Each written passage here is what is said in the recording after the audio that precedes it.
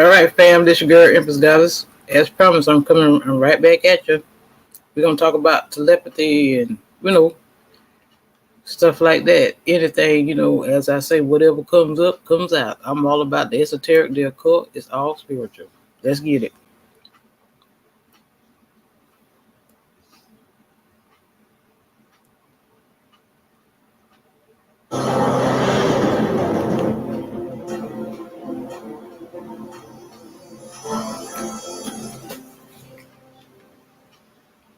Hi, I'm Emery Smith, and I've been involved in some undisclosed projects with the government. And today, I wanted to sit down with a colleague and mentor of No, mine. this wasn't the one. Y'all give me just a second.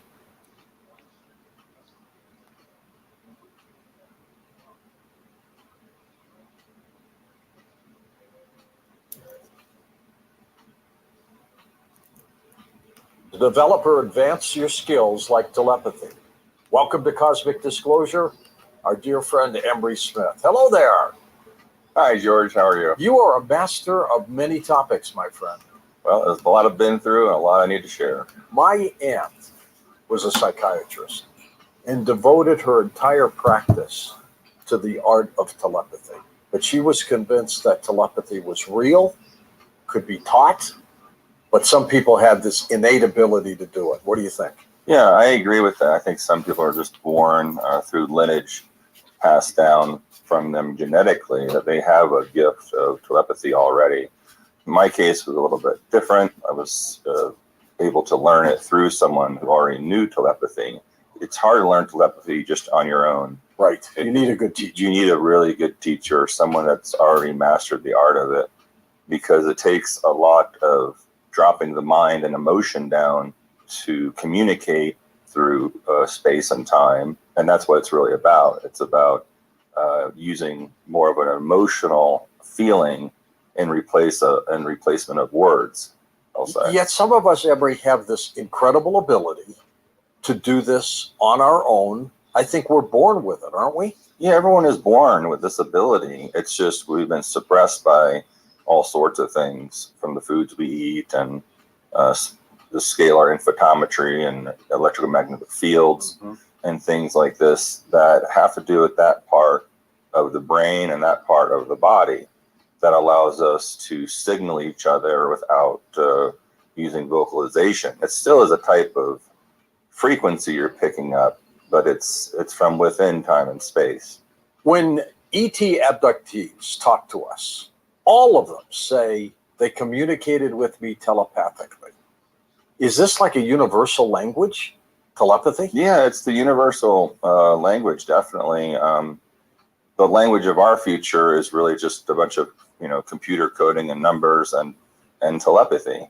And there's going to be small devices in the future that will help with telepathy, that will plug into the back of your ear, kind of like an earring type thing, or placed inside the ear, which will enhance the ability of telepathy between multiple people at one time, conversations going on. So you'll definitely see this technology, I think, coming out in the next decade as well. With telepathy, we can do some incredible things. But how do we know we're telepathic, or if it's not just that little inner voice in our head telling us something?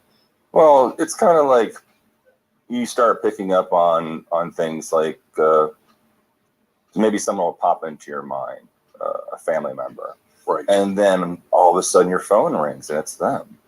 And you knew about it, 5 to 30 seconds before it happened. And this is a form of awareness that's opening up a form of telepathy. A lot of remote viewers have this telepathy. It's something that everyone is born with, and it's kind of now being brought up because this is how the future will be, and there will be no more telephone lines. Is it the brain that's doing this, or is there something else outside of the brain? Oh no, it's you're sending, every thought is energy, and energy affects this whole field, whether you want to call it the morphogenic field or whatever field, pop culture term you want to use. It's here, and it's a conductor. It's full of conductivity. And that's why when someone walks in the room and they're angry, it can change the whole mood of You can feel it. You can feel it, right? And you're going to pick up on this because the vibratory energy that we carry we're very sensitive to this. And I always teach my students, basically you get a deck of cards, try to get a couple cards and guess what they are. Yeah. And most of my students are all 10 on 10 every time. That's amazing. And anyone can learn this. It's not like you're a special superhero or anything. But you have to be willing enough to put the time into it, and you have to be willing enough to, like you said, you got to clear yourself before walking into a room full of clairvoyants and people that are telepathic. Because if I'm angry and I walk into an operating room with an extraterrestrial, and through telepathy say hello, but inside I have anger, it's going to be like hello. It's going to be like they're going to take it in a totally different way. But they're more aware that we're still learning this language, and it's something that comes from the heart. So you have to take a deep breath. You have to relax. You got to get rid of all your issues you got going on before you start working on these projects with these different beings, because they pick up on it. And it also can be very comical at the same time. Oh, absolutely. Are governments using telepathy? Yes. So yes. How so? Well, they're using it for long, instead of using like the internet or phone or anything that has to do with electrical. There's actually telepathy agents that communicate, across the world as freely as we would pick up a cell phone and talk to each other. And they're 100% accurate. And they're just that in tune and work together a lot. The more they work together, the better it gets. And I've had a very great experience with one of my colleagues during our CE5 expeditions and things like this, where we could immediately, be having a conversation amongst people, and it's very clear, where there would be no mistakes. I call it the wireless internet, basically, where you can communicate wirelessly to individuals and accomplish all kinds of things. Well, that's the other thing with telepathy. It can manifest too when you get really good at it, and it can manifest things. You can manifest positive energy amongst someone around the world, or it's also a form of healing. Is it like remote viewing too? It is. It's all connected in a very similar way.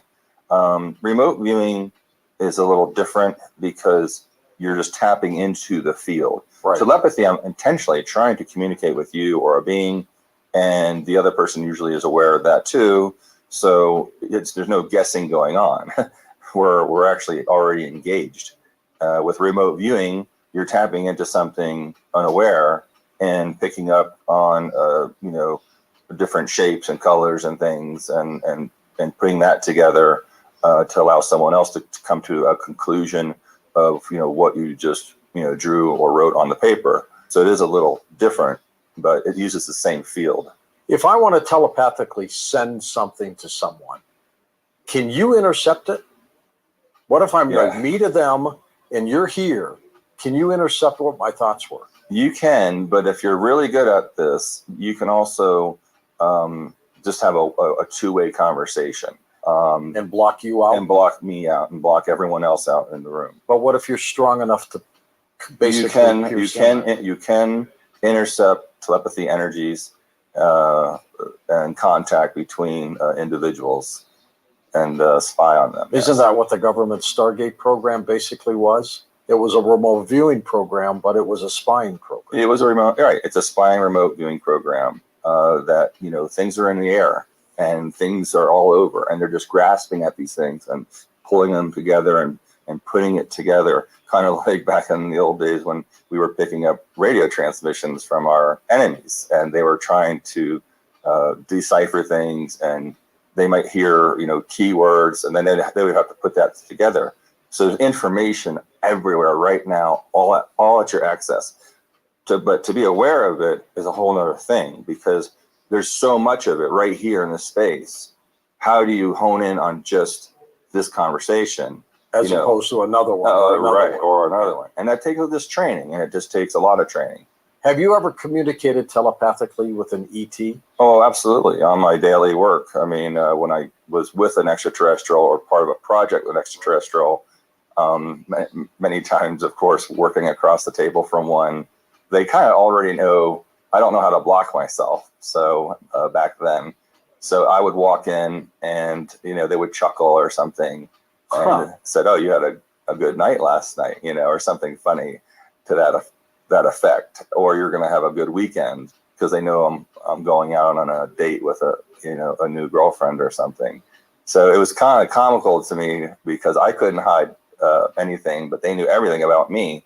But it also opened me up to being like your complete self, because to allow people with telepathy into your field, I'll say, you get to basically not have any secrets, and relationships seem to go very well when there's no secrets. And you also get a very loyal honor system going with someone, ET or not, Right. that has telepathy, because it's kind of intimate in a way, because you both are connected in a interesting, energetic way, and you share the same energy for a short period of time, for that minute or that 30 seconds. How does telepathy work beyond the barrier of language? I mean, you and I are speaking English right now. Telepathically, you understand what an ET may be sending you, but they could be talking in Java for all we know. How do you decipher that? Yeah, it's a download, actually. And like, before I take people out on these expeditions to possibly maybe see an ET or meet one, I make sure they memorize about 150 questions. 150? You have to memorize about 100, 150 questions, because when you meet an extraterrestrial, you don't have usually much time. Give me one of the questions. Oh, where are you from? Right. Do you have a family? You send that telepathically? Telepathically. But it's already memorized, and you're thinking about just your questions. Sure. And you're going through them in your mind. And as soon as you're there, within less than a second of being in the field and making contact, all your questions are answered within a second. So now you're just sitting there. How do you decipher? Smiling, crying possibly, and it's like, my goodness, that was like a download. Your brain just now was answered everything, and you have it. And you pick them up one at a time, or how do you do that? Well, no, you already know. It's everything immediately. Just like that? Just like that, within a second. Wow. And then you're sitting there like a silly... I can't remember 5 questions. How am I going to remember 150? Well, you do these things when you're a part of the team, and if you're doing it for a long time, that's the worst. Then the worst thing about it is, once you get answered whatever 100, 150 questions, it just makes you want to ask another 1,000 questions, right? Because you're hungry for it. It just, oh my goodness. Well, if that's true, then but that's kind of how it works. How do you know it's working? How do you know it's accurate? Well, because of the meeting, which is usually a positive meeting, an arranged meeting between ET and human. Okay. This is a normal thing, and they don't have usually a reason to hide or lie, unless it's a question that will cause damage or affect the future or something. So it's a very respected professional type meeting. This is a meeting that when you're there, that it's a prepared thing. Does telepathy have any bounds? How far can you telepathically send a message to someone? Can I send one to you on another planet, for example? Well, there's no space and time, because when we're trying to make contact in the field, we're sending out the energy of where we're at on planet Earth, and we're zooming out, showing our own visual in our brain and projecting that into interstellar space, wherever it may go. And of course, like I said, there's information everywhere that gets picked up and grabbed. There's actually extraterrestrials out there that are looking for these signals, and they pick up on it, and they see there's a group of people that are, all projecting this area, and there's no one there that has fear, and they do want to make contact, and they lock onto this like a laser beam, and they start to travel to this area. It could be, interdimensionally. It could be, actually through just regular linear space and time. It could be, nonlinear. So there are coming though, and they do come and make contact in this fashion. So it is an unlimited. It's not so much. Don't think of it as from 4 feet from yourself to I. Think of it as there is no. We're already connected. We already are in the same universe, the same space. Why would you use telepathy as opposed to picking up a smartphone? Well, telepathy, number one, is easier. Telepathy, the message is a lot clearer than even language talking or texting, for sure. Can't be. I think texting is the most horrible thing, because you can take that sentence in many different ways. So I'm really against texting. I'm a horrible texter.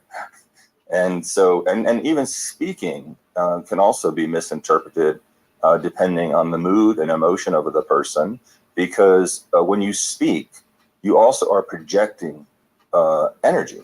And every time I'm on this show and people are listening to me, I am projecting telepathy. I'm also projecting positivity and hoping that the listeners are receiving this and being receptive in a positive way. So it's in the voice.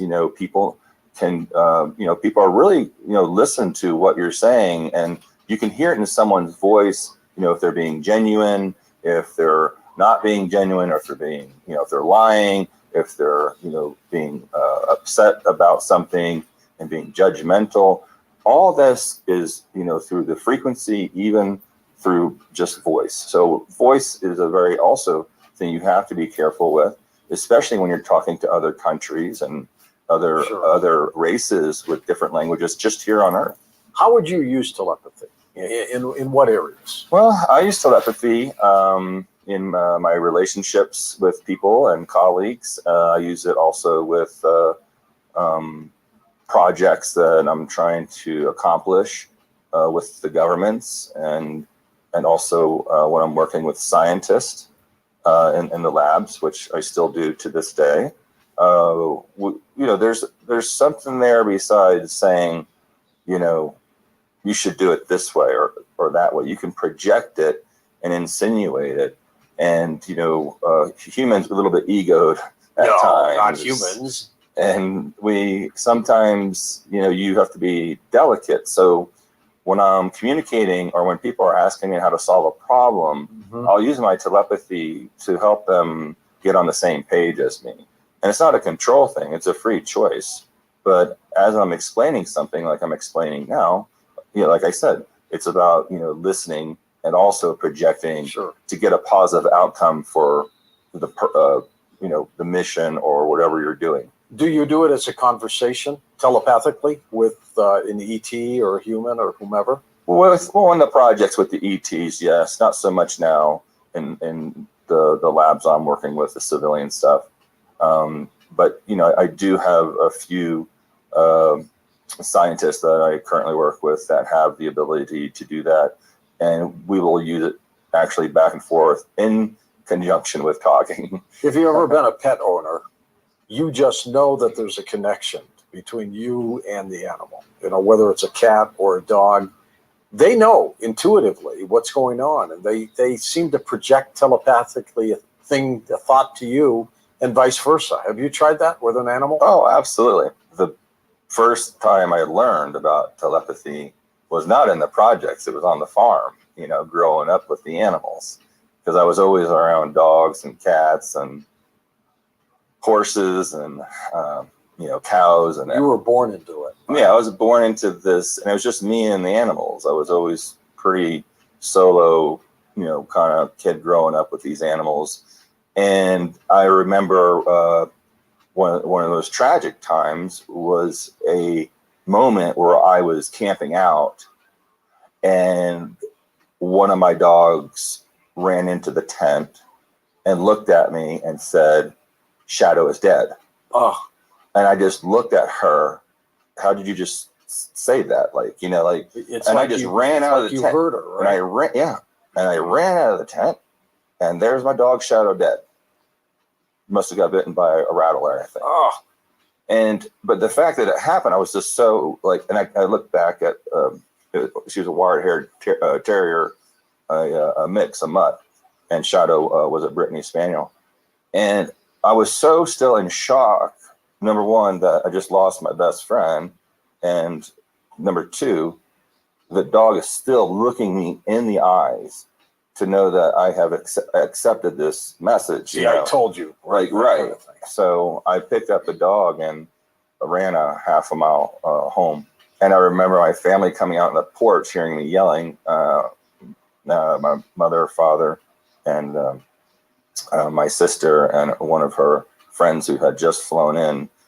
And I said, Shadow's dead. Sneakers told me. Sneakers was the little dog that told me. And they're looking at me. That they didn't understand. That, and then and I'm like, Sneakers told me, like, you can't. And of course they're looking at me like I'm.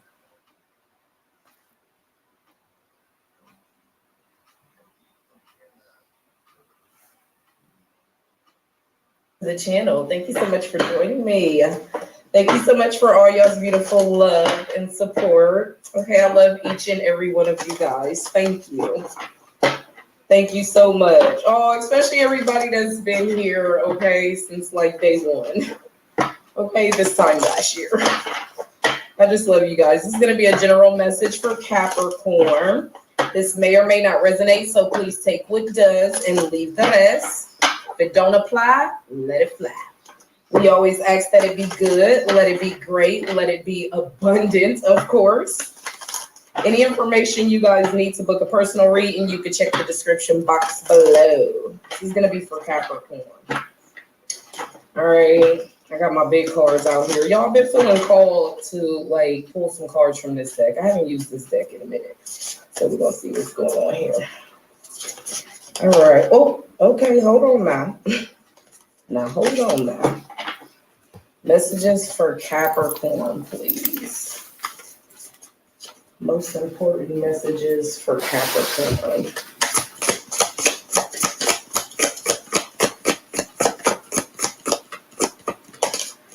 We have the Three of Swords here. Messages for. Then we have the Knight of Cups here. The Knight of. Can I see them? Okay, there we go. Maybe like that. Then we have the Knight of Cups here. Somebody is like, oh my goodness. Somebody is like, I don't know, sad about something, emotional about something here. What else? Messages for Capricorn. We have ego coming out here.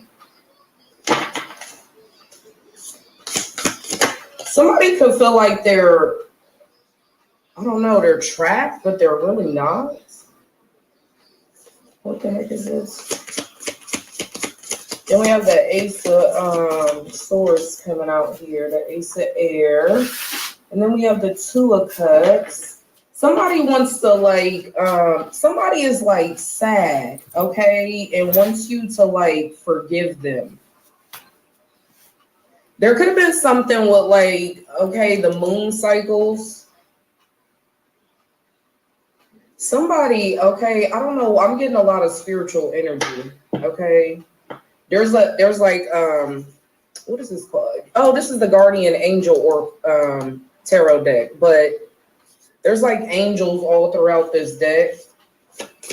What else? Somebody wants to like reconcile here. Yeah, we have the Wise Counselor.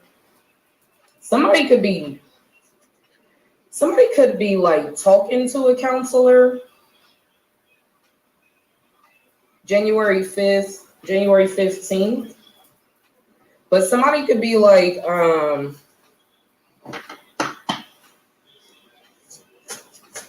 somebody is like learning something, like talking through something with somebody. There's like somebody is gaining clarity. Okay, this could be about a partnership here, a union. What else? This is like a spiritual connection too. Somebody is like, okay, let me scoop these over. Let's do about right that, right? Yo, this is like a pet peeve. Okay, somebody is like,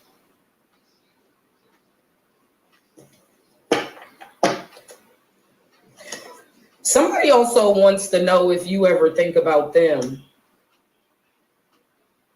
Somebody wants to know if you feel this, like if you're aware of this connection, because they are. We have the Six of Wands coming out here. I don't know if y'all gonna be able to see. Y'all should be able to see all of them. Somebody has recognized, okay, a partnership here. Yeah, we have the Hermit card. Somebody, okay, this person, you could be not speaking to whoever I'm talking to, I'm getting you're not speaking to this person. Yeah, look at this. We have the Awakening card. Somebody went within, okay, and like really realized something here, Capricorn. If this is not your story, okay, this is not your story. But I'm getting like there's some type of deep connection here. But there was a break, okay? There was a disconnect, okay? A split up, starting off with somebody went within, okay? And like really realized something here, Capricorn. If this is not your story, okay, this is not your story. But I'm getting like there's some type of deep connection here. But there was a break, okay? There was a disconnect, okay? A split up, starting off with this Three of Swords here. This person could have been in their ego here. Somebody has like realized something. Somebody went within, like a light bulb went off. This card says mentorship, okay? Because I'm getting like this person could be talking to somebody. What else? I don't know if this is like a counselor. Yeah, we have the Knight of Pentacles here. That's why this has been on pause, okay? Four of Pentacles, or like held up.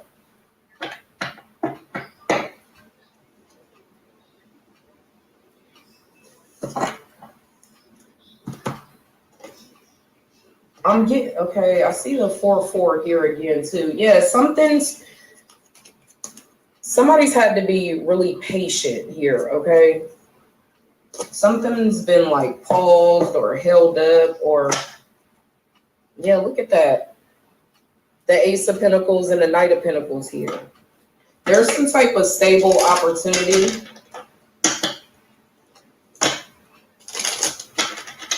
What is this Three of Swords for Capricorn, please?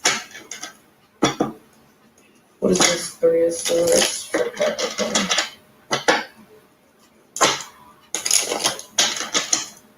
Somebody is doing like some heavy thinking. Somebody is thinking about coming in with an offer here. Okay, because somebody has recognized something. With this Six of Wands and this Ace of Swords here, somebody has like really recognized something. What is this Three of Swords here? Somebody wants forgiving and healing here. We have the Lovers. Yeah, look at that. With the Page of Cups.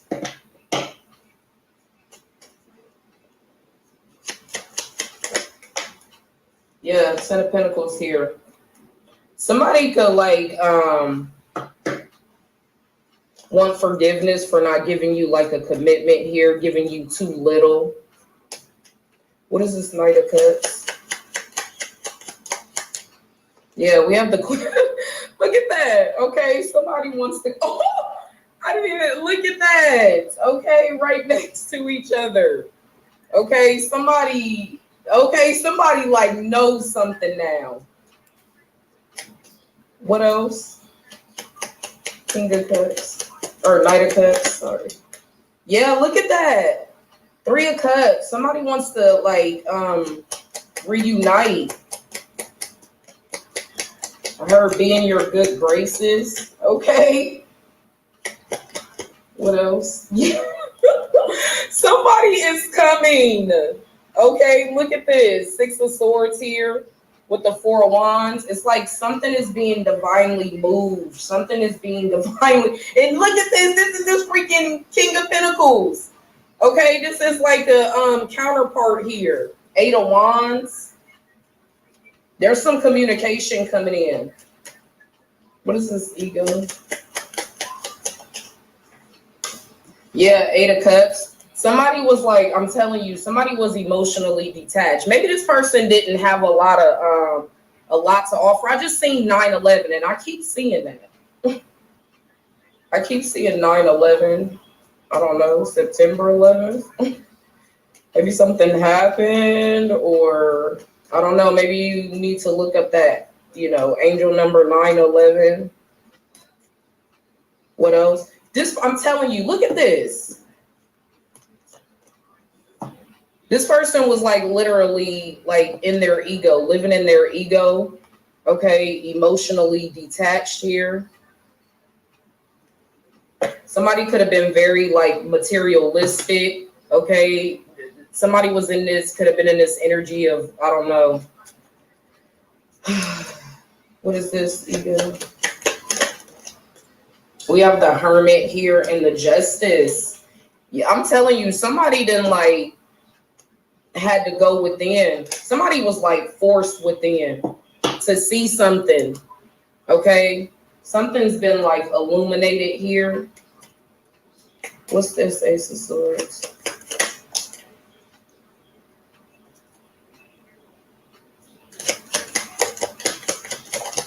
This person could have been like blocking your communication here, or was blocking this. It's like this person was being shown. Okay, this person was being given clarity, but this person was like blocking it out. Somebody was like heavy in their ego. Okay, Spirit said it's the truth, not the Ace of Swords. Clarifying the Ace of Swords here. What else?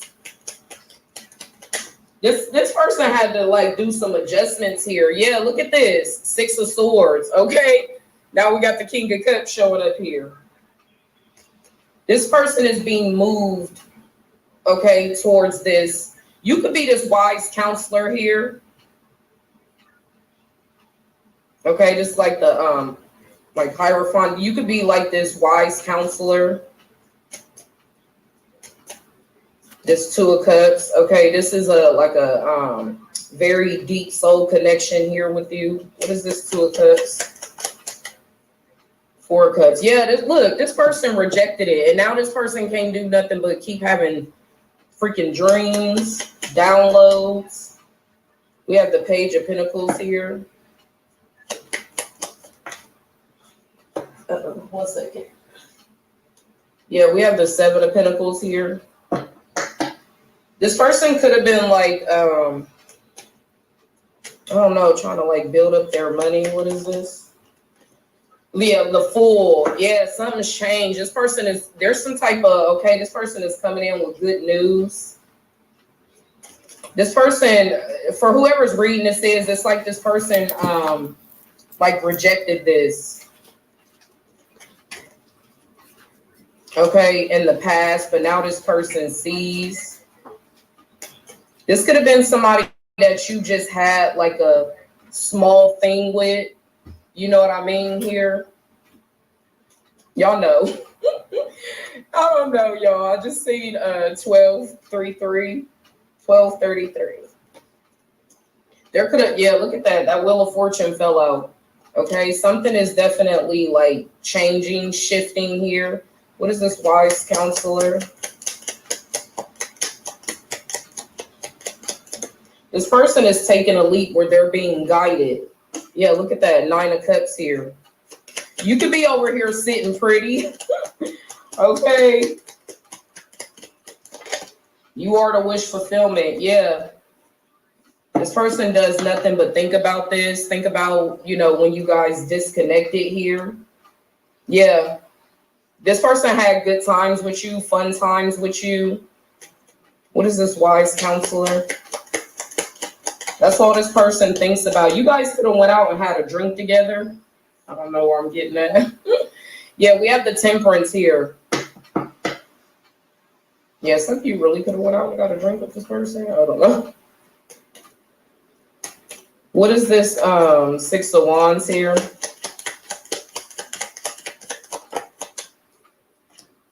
Yeah, we have the Hangman. And then we have the Death card. Something is transformed.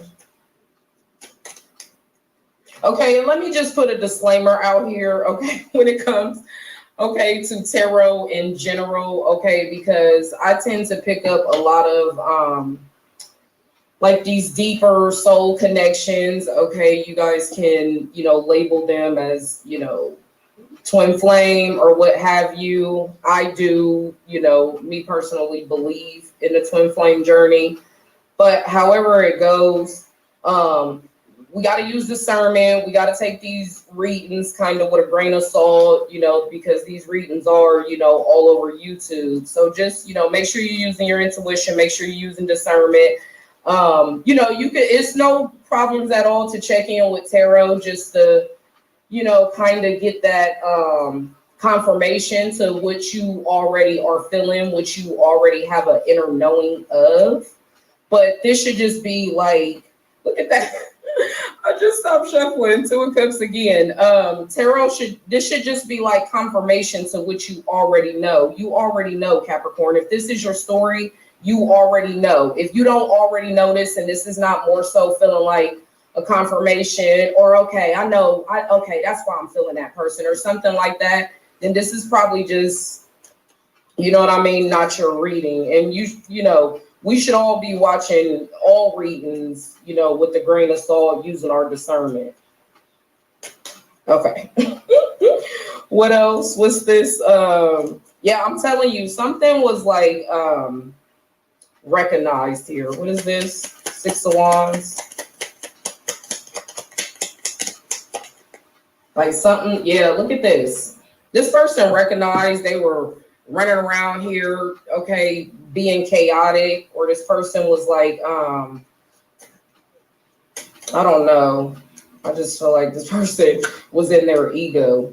So, like, allowing their ego to lead them. We all, you know, the ego is there, the ego is going to be there, but I don't feel like we should, in most, you know, most of the time, we should not be allowing our ego to lead us, okay? Because your ego is there to protect, and sometimes your ego will like try to harshly protect. I don't know, maybe even stop stuff.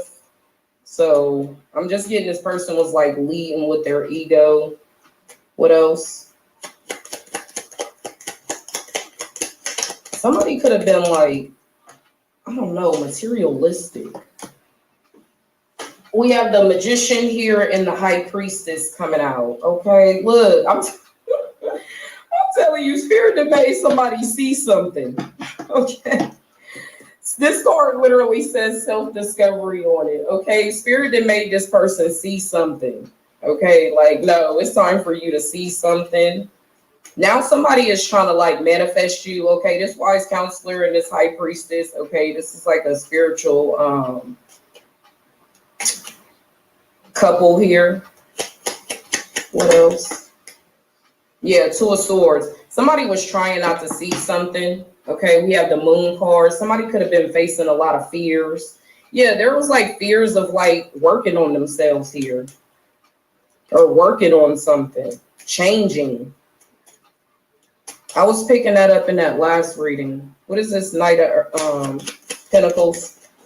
I was going to say Knight of Earth because that's what it says. We got, yeah, look at that. We got the King of Cups and the Knight of Cups, okay? But boy, it's somebody in their feelings now. It took them a minute. Okay. Knight of Pentacles, it took them a minute here, but boys, they like, okay, you right. I need to change. You right. What else? They like, you right. Yeah, look at this. I'm telling you, you are the star. Some of you could be dealing with an Aquarius here, but I'm telling you, you are the star. I'm hearing Chosen. Okay, you are the freaking star here, and I feel like this person is you know gonna be coming in to tell you that, like you are the star. What's going on? How you doing? Messages for Capricorn, please. Any other messages for Capricorn? Any other messages for Capricorn? Any other messages? Also, it's never about like, you know, waiting on anybody to return when it comes to like watching these reads. It's kind of just to give you, like I said, you could be feeling this person very strongly. Okay, that's what I'm getting. This is a very strong connection here for whoever's reading this is and who this is resonating for. So it's like this is just giving you that confirmation as to why, you know, you might be really thinking about this person, or, you know, really feeling the energy of this person, because this person is definitely trying to manifest, you know, that you're actually gonna accept this offer here, this Knight of Cups. Like this person was trying not to see something, but something happened that forced this person into this hermit mode. Forced this person, you know what I mean, to go into solitude. For a small bit of you, this person could have been in, I don't know, this person could have went to jail for like a period of time with this Justice card, the Hermit, and that bird. I was saying that like being in that bird is like, you know, inside of a cage. Messages for Capricorn, please.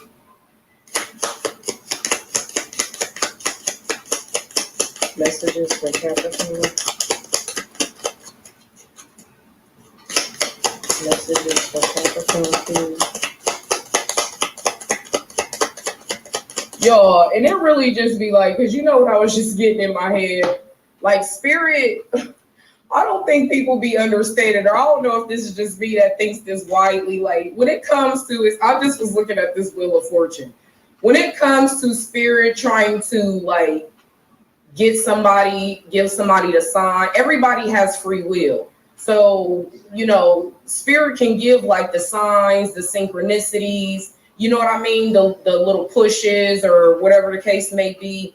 But this person has to ultimately like come out of this Two of Swords energy and get on the wheel and start the wheel to turning, start, you know, take the leap to, you know, make this change. So I know sometimes, you know, Temperance, Four of Swords, we might get tired of like waiting. So it's not an energy of like waiting, you know, live your life, do what you're gonna do.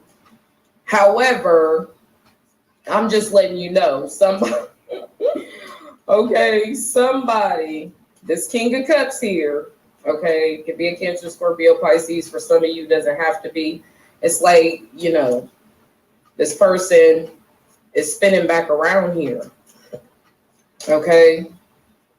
It's like, but definitely this person has something they had to work through, something they had to change, okay? This person was very charming, okay? But this person was like in their ego, you know what I mean? So, you know, Spirit had to get that person. Look at this, I'm looking at this card, okay? Like, no, you gonna put that ego side, you gonna bring it more this way, and you need to lead with the heart, lead with the soul up there, okay? All right, look.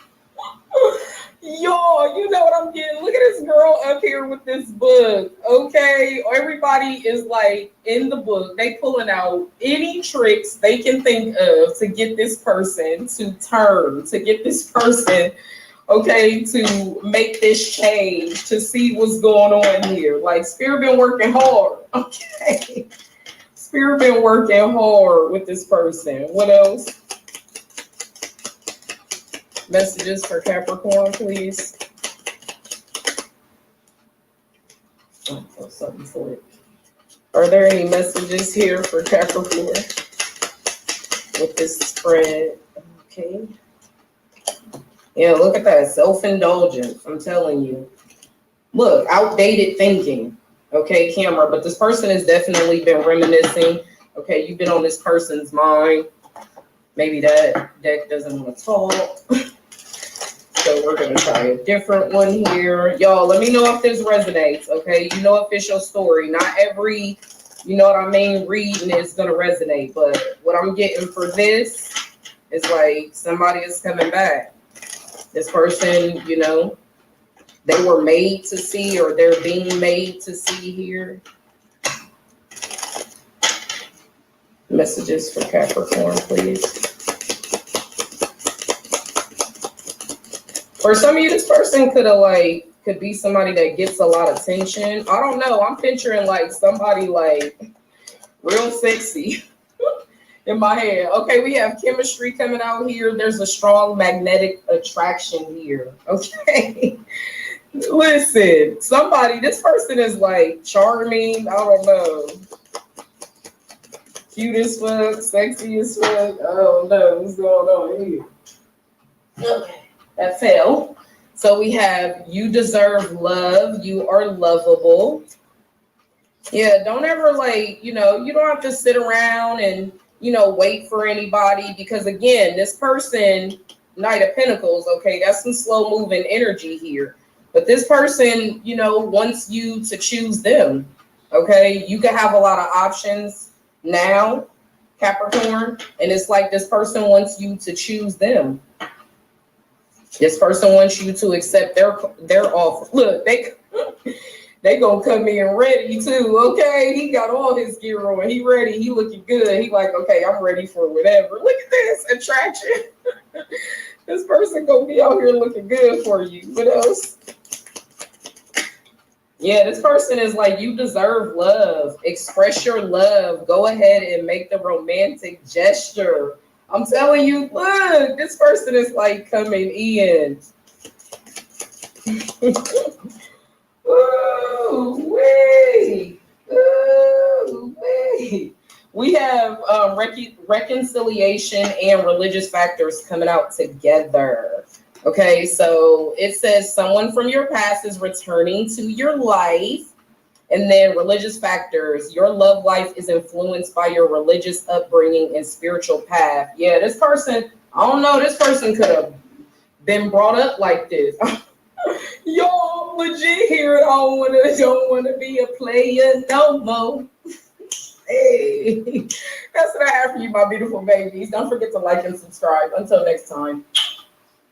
Hello to all of my Capricorns. This is Queen Amun-Ra coming to you with your Sunday reading. Happy Sunday to all of my Capricorns. Again, this is Queen Amun-Ra coming to you with your general reading. If you're interested in a personal reading, my information is down below in the description box. I did create some more space if people want to schedule appointments. I am booked out through next year. But I was able to create some more openings. Let's get into your reading. Capricorns are loyal, hardworking team players. You all are very ambitious. You're classy. You're very creative. You're great managers of people, money, and time, right? First person you're managing is yourself. You all are self-controlled, self-disciplined, and very, very, very responsible, have been responsible since you all were kids, Capricorn. So let's get right into your reading. As we leave the space of the full moon and the lunar eclipse that was on the 8th, and we roll right on into 11/11, where that gateway is open, and it's going to continue being open for a while. I want you all to continue moving forward closer and closer to your personal power and your identity, getting your solar plexus chakra in alignment. Let's go. Somebody's at a higher frequency. We have the Temperance card, the Sun card. Yeah, the Sun card. Yeah, okay, that's you moving into your personal power and your identity. All right, Capricorns, let's get it. Let's go. Let's see what your cards have to say. This is what you can expect coming up. Again, this is a general reading, so take only what resonates with you, Capricorns. All right, we have the Temperance card and the Sun card. The Temperance card and the Sun card, right? So, this is... Somebody may be on the cusp of, and I'm talking to you if you're on the cusp of Sagittarius. This is Sagittarius, and Sagittarius ruling planet Jupiter is retrograde, and then and so you may also be on the cusp of Sagittarius, I'm also talking to you if you're on the cusp of Aquarius. Okay, all right. So here we go. All right. So somebody has been going through a something that you could be having some downloads about some things that could be very disappointing for you. Either energies are still in your life or they are part of your past. They're part of your past. And so when you're having downloads or dreams, I don't want you all to get stuck there being sad about what you had to leave behind or deeply disappointed about what you had to leave behind. A person could have died. The physical body could have been laid to rest. Now they are an angel, right? They're an angel. So you got some people that's watching over you. You got some protection that's watching over you. That's really encouraging you to really kind of sort of spread your wings and just let you know that a warm flame is all around you, just protecting your energy. So I don't want you to see it as I lost anyone that is no longer in my life, whether the physical body was laid to rest or you had to leave a friend behind or you had to leave a romantic situation or whatever behind. This is a time to rejoice. Okay, there was a lesson that I learned. What did I take away from this, right? What did I take away from this, right? And that's where you're going to have a breakthrough. So I do see somebody who could have been going through some kind of anxiety about loss or feeling like you lost a person, place, or thing. That's coming to an end, right? Source has a way of sending messages through to you all. So I don't know who I'm talking to right now, who could have been in their spirit thinking about a loved one that transitioned, that died. That spirit could have been very heavy on your mind. And that spirit, y'all, oh my goodness. Okay.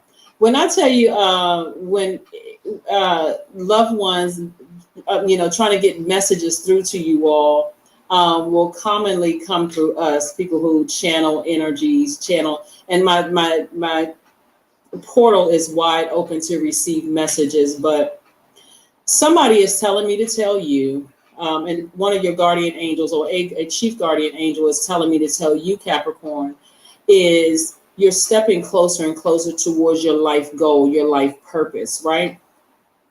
And what that means is that between the ages of 15 and 21, I don't know who I'm talking to, but I hope I'm talking to you. Somebody said, when I grow up, I want to be ... right?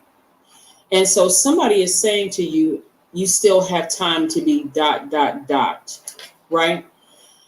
That may make somebody cry because you have been looking at it. You have been looking at it in a way that you thought that you didn't have time to be ... but they're telling you that you still have time to be that. So that's the message from somebody's ancestors just coming through to me right now, just saying it's a very, the spirit is a very gentle spirit. I think one of the reasons I had readings that I have for you all, there was a tall, kind of a lanky guy, older guy whose spirit has transitioned on. But this one is this spirit is a kind of it's a woman, and she's short. I don't know what you all would say is short. I'm pretty tall myself, so whatever short, a lot of people are shorter to me. But anyway, but this person is short, and they have this kind of calmness, like this. It would be like a grandmother figure where they would bake a lot. Like they would always have this bowl, and I just see them like, you know how you were kids, and you want to lick the cake bowl. It's like they have that kind of a bowl in their hand, and they're like in the kitchen. The bowl is a big bowl, but the way that they're holding it, like you would look at it, they're so skilled at it. It's like they got that big. What's the name of that kitchen tool? It's like a plastic spatula. Y'all know what I'm talking about. Where they just like in the cake batter is like this perfect whip. The way that they're just standing there. Like I can see them right now while I'm reading the cards. I need to get on with the reading the cards before somebody's like, we tired of hearing about these ancestor stories. But listen, this is part of my gift. So if this is offensive to somebody, you're more than welcome to just log off. But again, somebody is like mixing something in a bowl, and they're saying to you, it's not too late. Go ahead and do what you said you wanted to do between the ages of 15 and 21. Whatever it is, you're not too late, right? And so you're wiser now, though. Go near some water. They're saying to you, go near some water. Go to a beach. Go to a, make sure you drink more water because that creativity is still within you. That's what they're saying, okay? That's what they're saying. So again, if you, man, their presence is so strong. It's not even funny. They're just saying, I'm here. They're telling you, do it. Just do it. Don't be afraid. Do it. And so the more and more I see them, it's like, the more and more I see them, if you all could kind of sort of take this walk with me through my spirit. Imagine this spirit is somewhere. They have an apron on. They have a bowl in their hand, and they're just mixing. What's the name of their book? Yeah, if you all know how many books I've read over my lifetime, like so many. This The Shack. You all are familiar with the book The Shack, but have you seen the movie The Shack?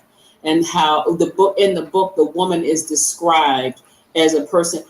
Her energy kind of gives me that kind of spirit. We're not talking about race. We're talking about a spirit. We're not talking about skin color. We're talking about a spirit.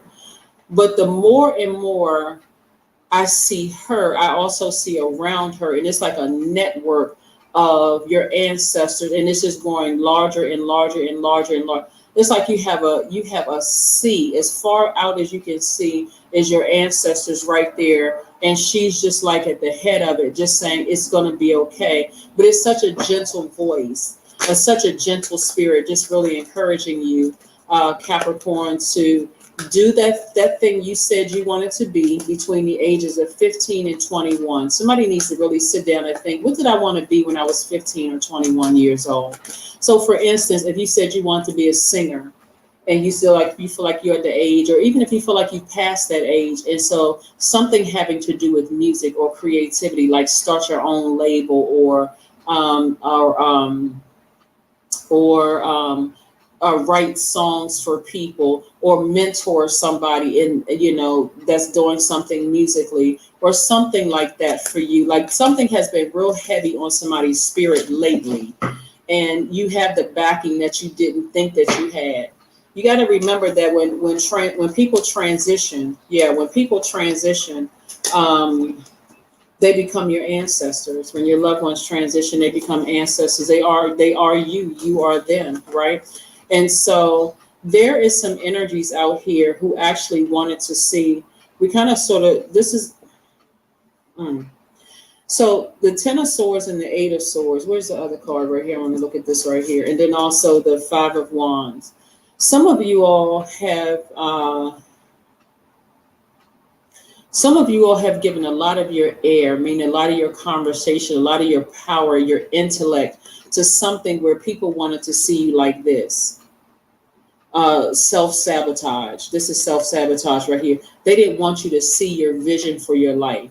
Maybe they did something to you. It could have been several people, family members, ex-lovers, ex-spouses, ex-partners, ex-jobs, or whatever, wanted to see you like this, just completely in a zombified state. If people realize that we're all sent here to Earth, we all come to Earth for a purpose, a life purpose, and how many energies that work against you to try to stop you or block you.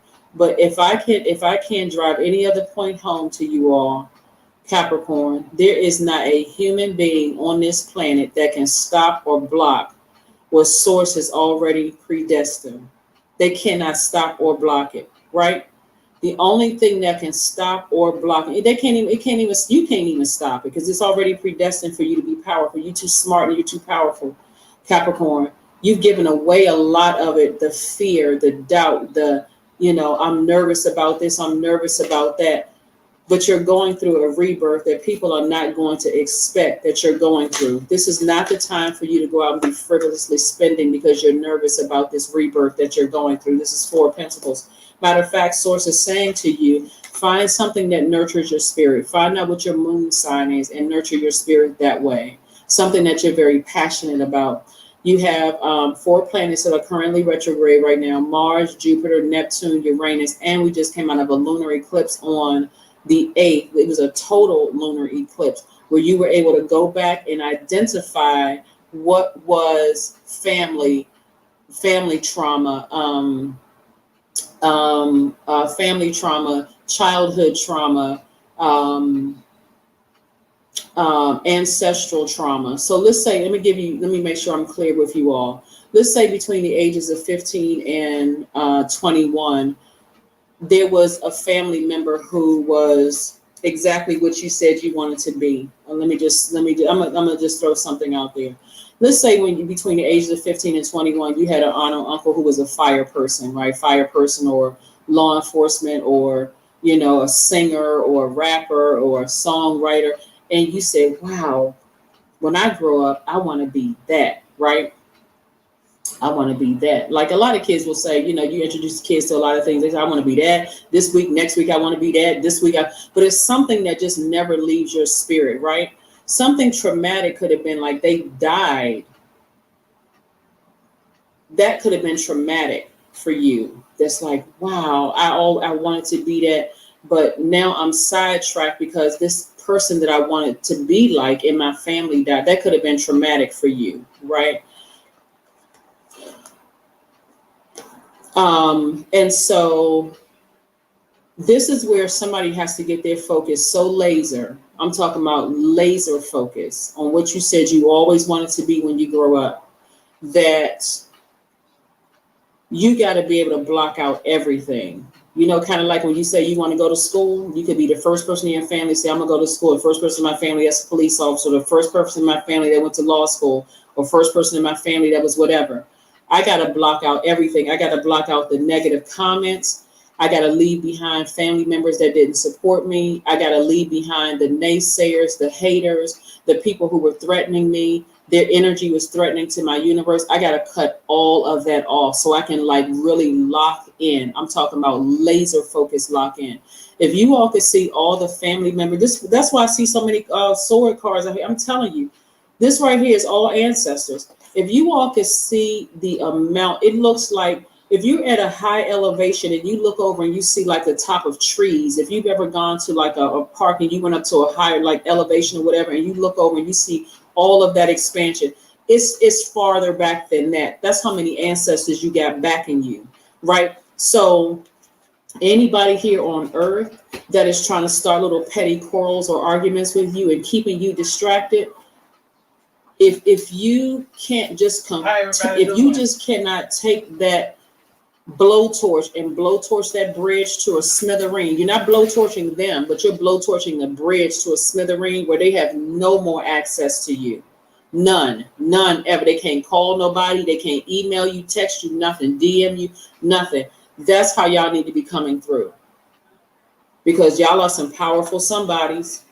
Find out what your moon sign is and find out how you nurture your spirit. Because I'm a damn Taurus when your moon. solar plexus are out of alignment, the solar plexus are at the center of your torso, above your navel, below where your rib cage, where your ribs part. And so it governs your midsection, all of your digestive organs. So if you feel like your stomach is nervous, jittery, your liver, something's going on with your liver, gallbladder, pancreas, or this is where you really want to get that power back. Get outside up under that sunlight so you can remove all that stale energy, recharge from the sun. The sun is medicinal, right? Also, if you don't have it, get citrine, topaz, tiger's eye, golden calcite is another one. And then there's obviously other ones online that you can look up too. Some of the essential oils is your lemon, peppermint essential oil, ginger essential oil, black pepper, cardamom, myrrh. We've heard of frankincense and myrrh, but myrrh is one that's going to help you get your solar plexus chakras back in alignment. Pine oil, sage oil, right? Because your resources are on the come up. You know somebody that can help you to get to where you're trying to get to.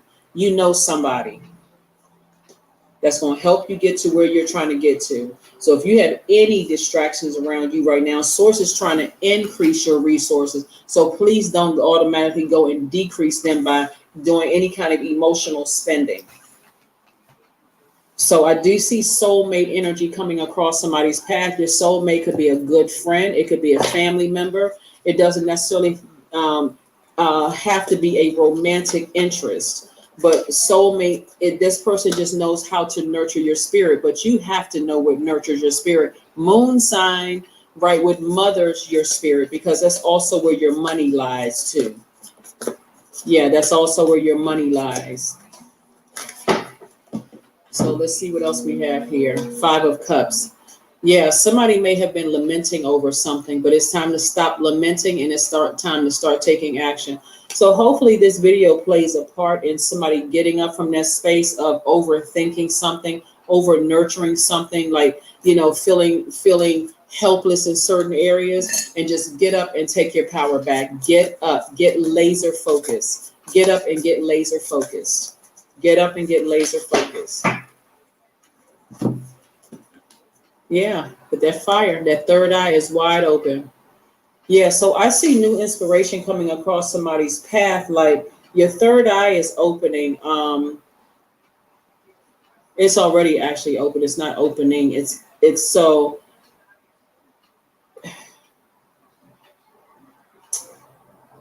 When I pause, it's just because messages are coming through, because it's multi-layered here. Some of you all could be in a relationship already with your soulmate, right? And that person should inspire you, not make you feel emotionally exhausted and drained, where you feel like you got to split your time between them and somebody else. Not unless they're inspiring you, right? This person should be 100% supportive of what you're doing, not trying to make you feel bad for pursuing X, Y, and Z. For those of you all who are not in a relationship with your soulmate and you desire to be in a relationship with your soulmate, since messages are coming through to you on the other side, from the other side to the other side of you, which is your rebirth side, pay attention to those messages. If you feel like you need to write down those messages that are coming through from a dream, or if you don't remember your dream, it's the first thought that you have when your eyes pop open. Oh my God, I haven't thought about that person in years. Why am I thinking about them? Because they could be going through something, right? But stay focused. This is where you block out all distractions, You're going straight. I mean, narrow that road. This is exactly where I'm going. And that's the only thing I see. That's the only thing I see, is what I said I wanted to be between the ages of 15 and 21. Hopefully that makes sense to somebody. Because they came busting through my vision. I'm like, okay, now hold up now. Don't be coming up here busting through my, no, I'm just kidding. I welcome those energies to come through when I just at any point really. But yeah. Yeah, they're all happy that somebody received the message. Somebody was getting a little sidetracked because you had some distractions around you. Somebody was getting sidetracked, but you're going to be back on course and taking your power back unapologetically. Emperor card. Yeah. So we got all the fire energy up here. Somebody got some flames up under them. Leos are ruled by the sun. Aries is a fire sign. It's fire sign, fire, right? And so again, somebody is really encouraging you. Their spirit, they're praying for you. They're hoping and praying that you stay focused, that you go through a rebirth, right? And so don't worry about this side of the family versus that side of the family, who you got along with, who you didn't get along with, and all this. Those are distractions. You need to get laser focused. It's like, going to school with some bullies, but you got every other classmate in your class. That's your family. It's like, that's my cousin sitting over there. That's my other cousin sitting over there. This is my brother or sister sitting over here. So let them try it. It's like knowing you go to work and then find out, oh my God, I got a couple of family members that I work with, right? And we're talking about protective energy. We're not talking about family arguments and all that other stuff. I know my family is around me. I know I got my family all around. My ancestors are all around me. So it's just that confidence that I'm seeing for somebody. That's where you are getting your personal power and your identity back, just knowing that people are praying for you and not praying. Even if people are trying to distract you, you still got those energies that are praying for you. So stay focused, stay laser focused, stay laser focused. I'm good. How you doing, focused. Let's keep it moving forward. Capricorns, let's keep it moving forward again. Happy Sunday to each and every one of you all. Happy Sunday. Make an altar to your ancestors. Just a suggestion. I'm not telling you. Welcome to Spiritual Studies Session 32. This is Good, on I'm all glad manner you're of doing good. understanding how the I'm doing well. Thank stars you for asking. are involved I in wouldn't the ignore you. I just interpretation of got some things on my Christianity, mind. You know what I'm saying? in the Bible, most notably, and how these different tropes of stars extend out to other religions. We will be looking at Draco, Saturn, the morning star, the Pleiades, just to name a few. Now, as a beginning, I want to make a distinction between the terms esoteric religion and exoteric religion. There is an intention behind this. The esoteric is the inner knowing, or what the stories really got going on, versus what people think is going on, or the more shallow, literal interpretation of the exoteric, the outer circle. So the inner circle and the outer circle. And that's what we're really teasing at today. A lot of what we're talking about when it comes to an understanding of Christianity, that is, would be left to high theologians, early Christian mystics, and the sort.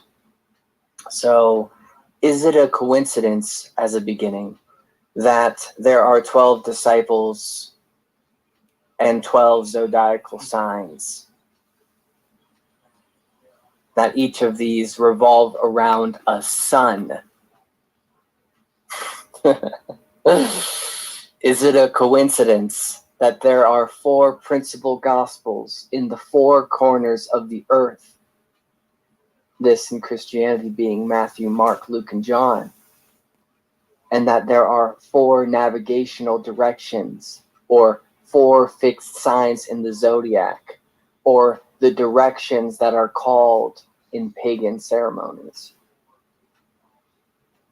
So in this way, we will begin with an understanding or an interpretation of Genesis and Jesus. So the beginning of the story begins as the year does, or the old year, with the fires of Aries, the disruptive fires of Aries, the spring coming forth out of death, out of winter, out of nothingness per se. Then we have Taurus, Gemini, Cancer, Leo, Virgo, and Libra. 7 signs away from this beginning. 7 days away from this beginning. The 7th day, the 7th sign. And this point, Libra, is opposite of Aries. So in this, it is both sharing equal days, equal nights, equilibrium, autumn. And on this 7th day, on this 7th sign, allegorically speaking, we see Genesis say, so God created man in his own image. In the image of God created he him. Male and female created he them.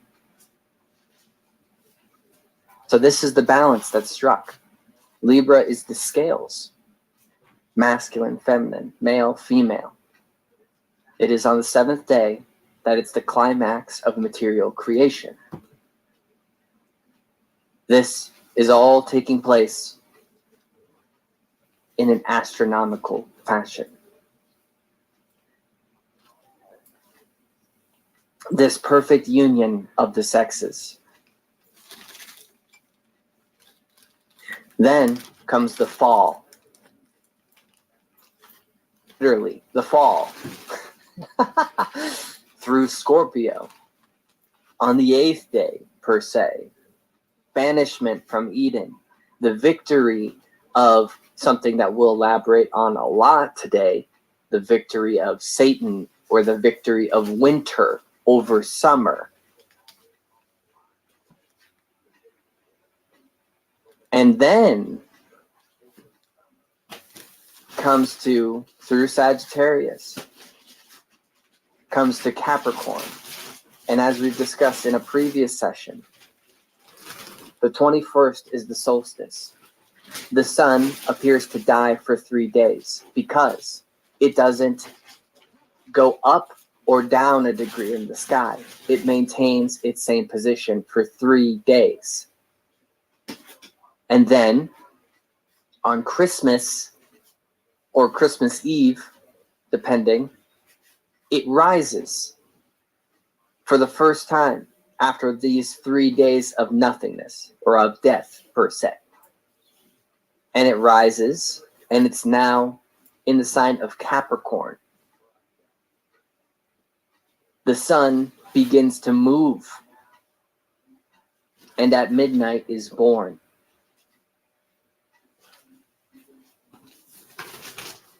As this is happening, you see that the celestial sign of Virgo is rising in the eastern skies. Hence, the sun is born of a virgin, of Virgo, in Bethlehem, in the house of bread, being a reference to Virgo. And then comes this escape. Like I said, we'll talk about this much more. But in the Bible, it's escaping the king that's trying to kill all children that resemble him, or that could be him. Or in another tradition, it's Kronos, or Saturn, or Capricorn, trying to get away from Capricorn, the goat, who kills the young babes. I hope this is very clear what kind of level we're talking on right now. When we next see the Son, the Savior, what have you, he is 30 years old, or has transitioned 30 degrees in space. And this would be in Aquarius, after Capricorn. In Aquarius, he emerges, the Sun, pun intended. Now is the beginning of all of the truth, or the dissemination, the miracles. The water of Aquarius represents truth or nourishment, and is strangely enough a reference to the floods.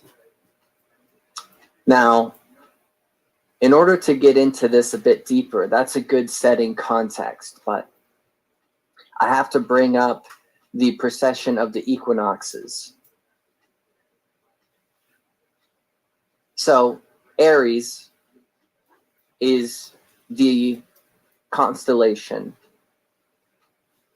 that resonates with Mars. So fiery, destructive, warrior elements. We're talking about a force here. So this is an age, more or less, it's 2,150 years. Now in the Bible,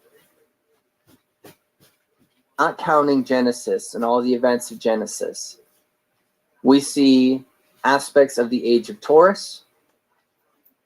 The age of Aries is where the Old Testament truly takes place. Then we see the age of Pisces. Now, this Lord of the Old Testament, the God, the Lord of hosts, is in battle constantly. He is decimating cultures. He's demanding that his people decimate sacred groves, that they take over, that they destroy their foes. It's a very lamenting God. Jealousy, anger, vindictiveness, revenge. Then the Old Testament is over, and now we're in a new astrological age, which started at what we call year 0, the changing of the age. And then we're in Pisces, which is ruled by, you could say, Jupiter. Others could argue Venus. And now all of a sudden, this New Testament God is beneficent, loving, merciful, free love, all that. Everyone will be forgiven. Peace. So this is where there's a lot of wonder about Christianity. Why are these two gods or one God acting very different ways. And that the New Testament God would be hard off to be trusted based off of all that happened in the Old Testament. I mean, just look at Leviticus. So in this, there might be a statement of what is esoterically referred to as the solar logos, or the logos in general. And that you might interpret this, that God, in its personality, in his, hers, its, big I, capital IT, its personality is indicative of the age. So in the age of Aries, it will come across as Aries. In the age of Pisces, it will come across as Pisces. The word from the source will come across based off of the age. That it's truly multifaceted, the thing beyond all ages. So those are just two little rants to kind of set a certain ground. But we're going to have to jump into actual quoting at this point. Stars in the Bible. So first off, I want to start with one that's very incriminating. And this is Isaiah 47:13. Let your astrologers come forward, those stargazers who make their predictions month by month. Let them save you from what is coming upon you. Surely they are like stubble. The fire will burn them up. They cannot even save themselves from the power of the flame. These are not coals for warmth. This is not a fire to sit by. This is all they are to you. These you have dealt with and labored since childhood. All of them go in error. There is not one that can save you.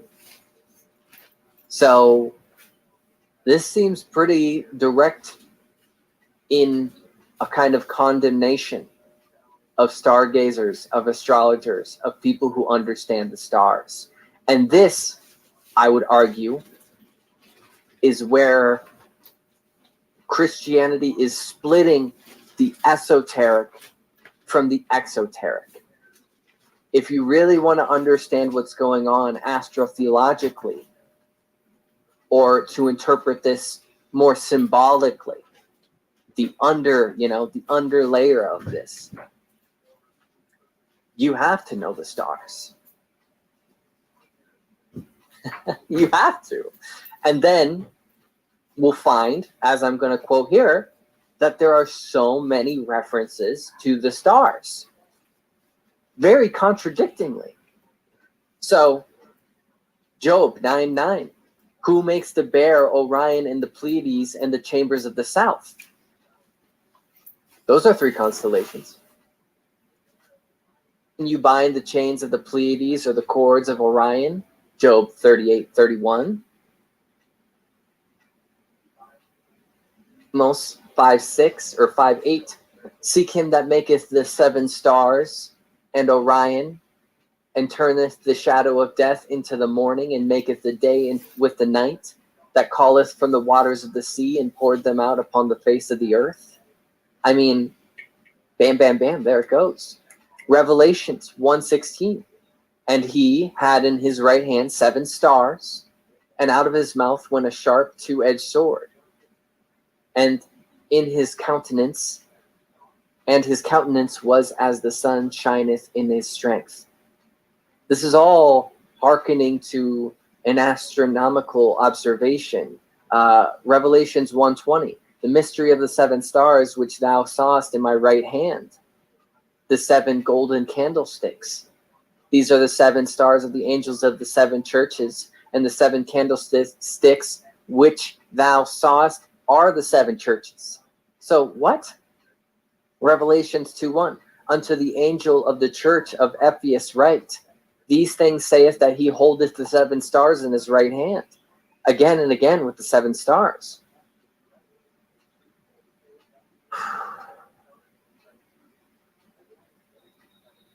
Galatians 3:1. These things saith that he hath the seven spirits of God and the 7 stars. I know thy works, that thou hast name, that thou givest, and art dead.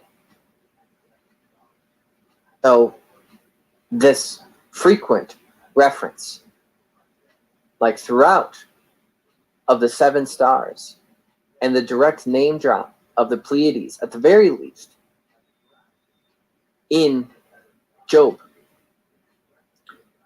brings out an interesting fascination, right? What's up with the Pleiades? So although I can't stand to answer everything, I can elaborate much more on the Pleiades as it's understood around the world. So first we have to look at the name itself, Pleiades. And this is obviously Greek, you know, with argument, of course, etymologically speaking. It could go back further, yada, yada, yada. But the mother of the Pleiades is Pleione. She's an Oceanid nymph. And the name is argued in one argument to mean to increase in number. And traditionally speaking, there's either 7 stars of the Pleiades or 6, because one seems to disappear. But in truth, observing not the constellation, but the whole cluster, you'll see that there are many, many, many more as well. But these are the ones that are apparent to the naked eye. The Pleiades are the daughters of Pleione and Atlas, you know, the one who holds the sun, or the world, I suppose. They are associated with rain. And they are the ones that took care of Dionysus when he was an infant. Another suggestion for what the Pleiades mean is its derivation from the term plain, meaning to sail, because of its use in circumnavigation, its use in knowing where you are. Now, Orion lusted after the Pleiades, these 7 sisters. And in trying to protect them, one of 2 things happened. First, Zeus turns them into doves, which is a reference I'll come back to later. Although since Orion's a great hunter, he then had to turn them into stars. So that's 2 different references to things that are important. 7 sisters being turned into stars, and doves. Both of these things. Or another tale would say that the sisters committed suicide after being brought the news of the death of their kin, the Hyades and the Hyas, which are also constellational references.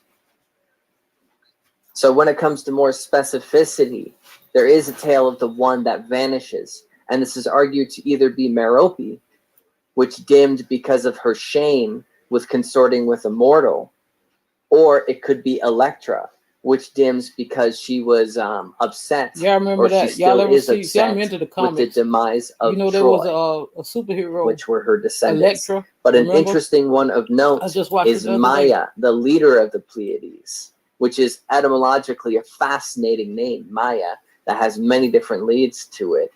But the month of May is named after her. May, Mai, Maya, May. And she is also mother of Hermes, or the mother of the god of wisdom, interestingly enough. And I am not getting into the Pleiadians here. I'm studying mythology. But as an interesting side note, the Japanese called the 6 stars, because of the one that vanishes, remember, Mutsuboshi, or Mutsuraboshi. And this name derives into the modern Japanese Subaru, which, yes, you're hearing that right, Subaru. And the logo represents the 6 different companies, or actually it was initially 5 different companies coming together to make this company, and thus the logo of the Pleiades or Subaru. Curious.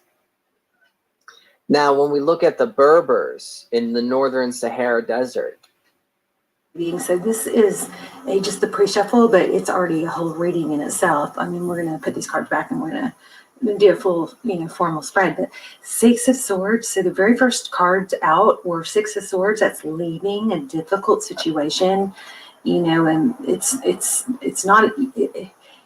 She's weathered. Oh, get it? Weather. There's weather. Anyway, it's leaving a difficult situation. She got her suitcase. And then the next card out was the Leopard. This is a decision. And I thought, well, she's making a decision to leave. But it looks like this is usually sometimes a decision between two people. This is implying already that you've got somebody coming in. And then I grabbed the second deck. Okay, and then let me show you what was at the bottom of the deck. The Five of Wands, that's competition. Or arguing, bickering. But then the second deck that I'm going to use, the Lovers came out again, and the Five of Wands again, and the Knight of Pentacles. Something is ending, somebody is leaving a situation, making a decision. It looks, if you want to jump the gun and just go back with the pre-shuffle, it looks like somebody's getting out of something else to come back to you and offer you either an apology or something stable. Okay, so that's just pre-shuffle. Doesn't mean the reading will go like that, but we'll see. Oh my gosh, y'all saw that? Walking away. Look at that. Walking away. Again, so yeah, I feel like it's going to be strong reading. Temperance has shown up more than once too. Oh, it's somewhere here. So Temperance is balancing things out. Look at that. A new beginning. The Fool. Yay, I love this. I love when readings are like this, but we'll see. So, how are you guys? Please hit like, share, subscribe if you aren't a subscriber and you watch the channel. It'd be a good idea to subscribe. We're going to probably do this pendulum, so if you guys want to think of a yes/no question. So we'll do that at the end. Another leaving card, look. I'll show y'all. So you're leaving. I mean, this is Ten of Swords. That means a painful, or Ten of Wands. It's been a painful journey, but somebody's, at the tail end of it. But it looks like she's leaving something, right? Travel. So that's what, third, fourth card we had that depicted that. All right. So what is going on with people? Oh my goodness, Ten of Cups. No more settling. If it's not the Ten of Cups, then it's not good enough, I guess, is what it looks like. Yep, cooperation. Three of Pentacles. This is the overall energy, is people who want to contribute and cooperate. What's going on here with this? I'm sorry, I'm going to block you 1 second. There you go. So Three of Pentacles is overall.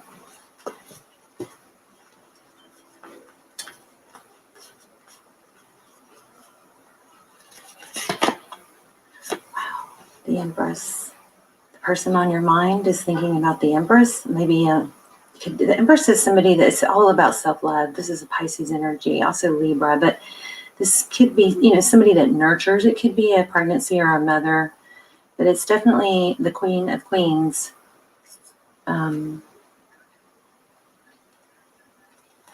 Or you guys may have, somebody might have Libra or Pisces in their chart. Here we've got the Knight of Swords. I mean, it looks like somebody is like on a mission, coming back strong. How they feel about you. Emotional, it looks like. Or how they view the situation is emotional. A lot of the unknown, but cooperative probably. The Moon card is a lot of emotion. It's what's hidden. It's what's in the dark. There's some secretive something going on here. Oh my gosh. Their next moves, reconciliation, a return, a second chance. This is so strong. I wonder if you guys are in the twin flame, because this is like there's a twin flame union window going on right now. You guys check out my twin flame readings if you want to and you haven't. They're timeless. They're so good. They're a fraction of the price of. Hey guys, let's do your reading. How are you? Okay, come on. Don't do that. There we go. Right. So you're leaving. I mean, this is Ten of Swords. That means a What's your painful, sign? or Ten of Wands. It's been a Neptune? painful journey, but somebody's, at the tail end of it. But it looks like she's leaving something, right? Travel. So that's what, third, fourth card we had that depicted that. All right. So what is going on with you? Oh my goodness, Ten of Cups. No more settling. If it's not the Ten of Cups, Just period. then it's not good enough, I guess, is what it looks like. Yep, cooperation. Three of Pentacles. This is the overall energy, is people who want to contribute and cooperate. What's going on here with this? I'm sorry, I'm going to block you 1 second. There you go. So Three of Pentacles is overall.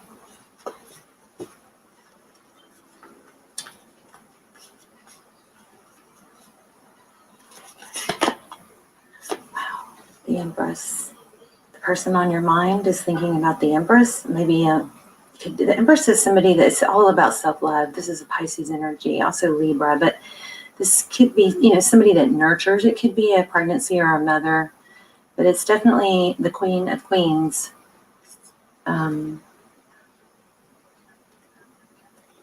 Or you guys may have,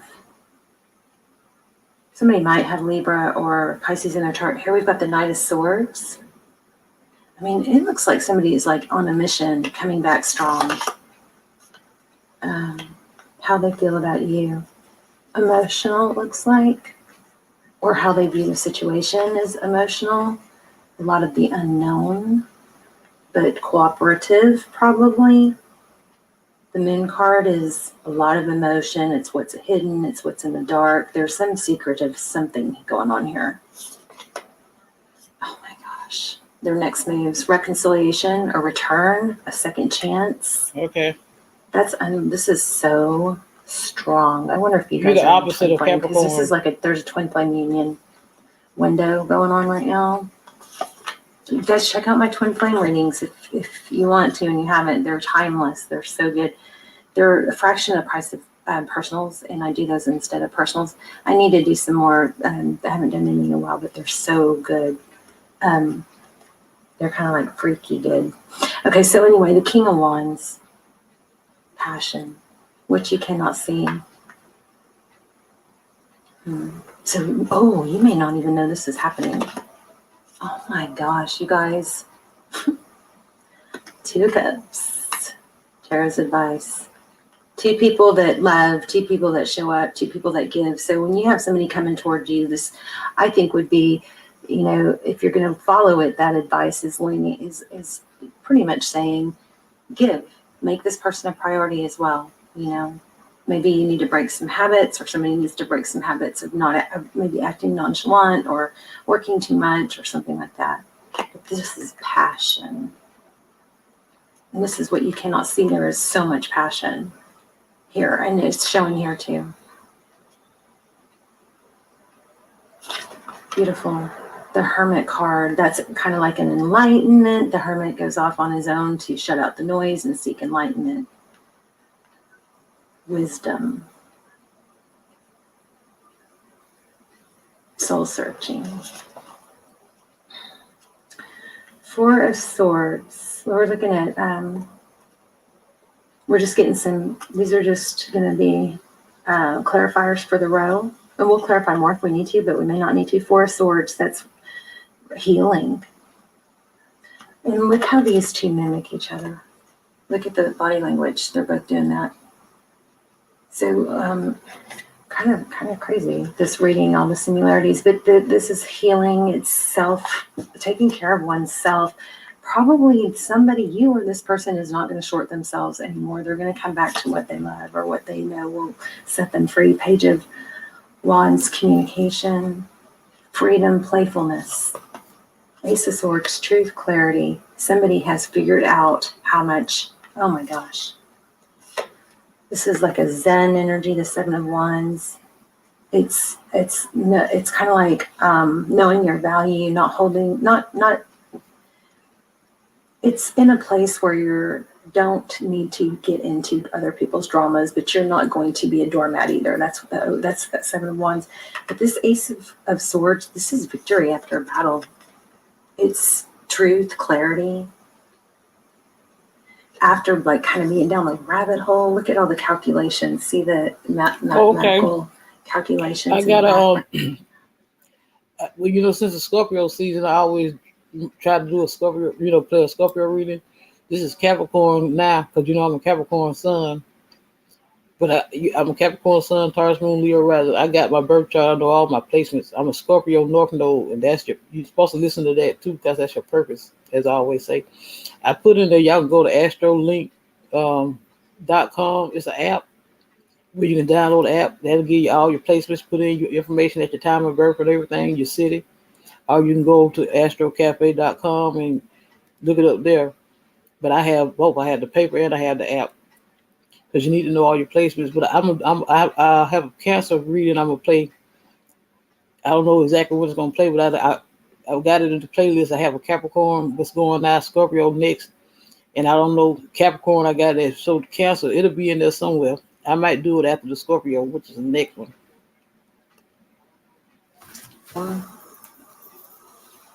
It's been like a winding road. But somebody has really gained clarity, and with that clarity is coming passion. So this is somebody that you want, I believe, that you would like to be with. There's communication coming. I wonder what the unknown is. Oh, okay, this is true. This is like a mother energy or a wife, and it looks like there was a tower.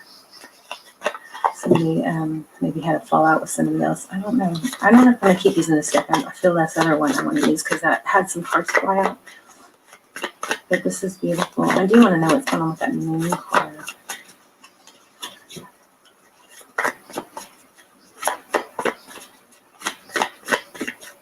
Don't overgive, Capricorn. Don't undergive, but don't overgive with the Wheel of Fortune.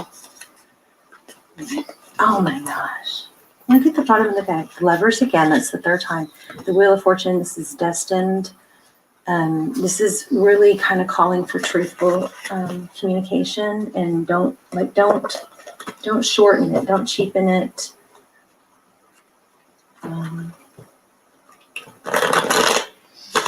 Let's just see if anything flies out since they flew out earlier. Anything specific for Capricorn here?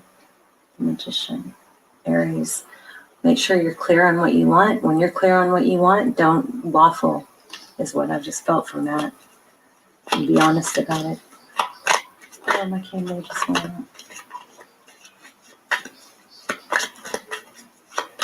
Okay. Tell me about this Moon card.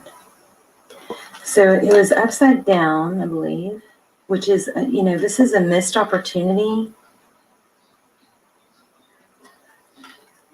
Four of Cups it could be boredom or a missed opportunity, or too focused on something to not see something else that's in front of you. That might be what that Moon card is. Let's keep going on that because it's not clear.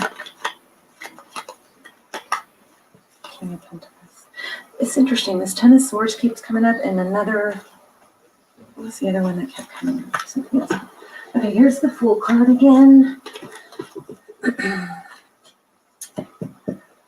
Somebody's just coming back passionate, stable. I mean, this is good. Okay, anything else? And then we'll ask a yes, no question. Ace of Swords. I don't know if I should be reading these upside down because my deck is messed up. Ace of Swords. So look at it in general. The Ace of Swords is, again, truth, clarity. Very congruent reading here. Like in the recent past, someone didn't know. If I were to read that upside down, clarifying that Moon card, somebody didn't know. They were in the dark about something, or they didn't realize something. Oh my gosh, there it is again. Wheel of Fortune. Destiny. This is coming fast. Passionate. You don't even know it.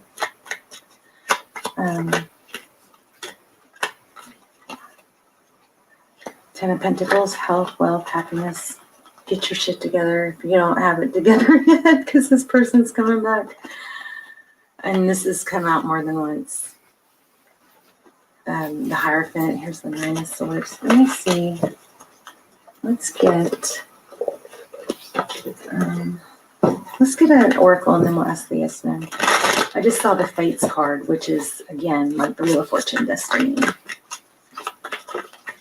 This is not something you have to work on. I don't believe it's coming, but it's coming on its own. Milk and Honey, 51. Was it 51 on the clock when I pulled this card? So let's look at that beautiful energy.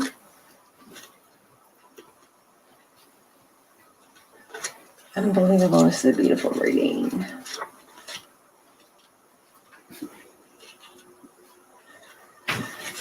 Okay, so that may be why I kept going, because I felt like I was missing something. Ten of Pentacles did just come out. I didn't put it down, but that's wealth, abundance. So this is the taste of prosperity, opportunities born of authenticity, nurturing, and abundance. With the Ten of Pentacles, we've got this King of Pentacles, trusting that your needs will be met. So this Two of Cups is in the advice position. So this is basically saying don't be afraid to give. Now, you don't want to set the tone wrong by overgiving, right? But you don't want to hold back when you have security of how somebody feels. You've entered a sweet time in your life, enjoying the land of milk and honey that everyone wants to experience. It's an interlude that feels more languid than ambitious when all your senses are awake to the unlimited possibilities of the universe. These times are precious and only come when you're in your authentic zone, wearing the world as a loose garment, not wanting, yet able to be nourished in ways both tangible and subtle. Abundance is an energy that you're a living part of. All your needs are being met. You are given a gift of nourishment in every form. So here's the relationship part. So sensuality, connection, passion, romance, passion. What do we have? This whole thing between lovers. Sweet moments of understanding and love among friends and family are all here for you to savor. Your heart's calling will be answered. Let your thoughts and feelings be sweet with gratitude, and you will be nourished with honey of abundance. This is freaking amazing. So simple, but so clear and amazing. So you guys go ahead and ask a yes, no question. Stop it if you have to, but don't change your answer after I let go, okay? So pause if you need to. Take some deep breaths. Wow. Just to expand on that, it feels like it's going to be something. So there's a strong message here about being authentic, not hiding your feelings, not. The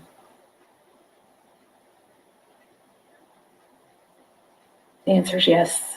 So whatever your question was, not hiding your feelings, not playing it cool. This is a time when you can just be confident in your authentic self, okay? Love it. Love it, love it. Okay, I love you guys. I will see you soon. Let's talk in the comments. Say hi. Tell me where you're watching from. I love to see where you guys are watching from. The next reading is a Scorpio reading. Happy birthday to all the Scorpios. A very special happy birthday, early birthday to Information Man. If y'all have not listened, but I know that y'all who are listening to me now, I know y'all subscribe to him. Y'all go over and check him out. Tomorrow is Sunday. And I know he's going to have a great show planned for us tomorrow evening.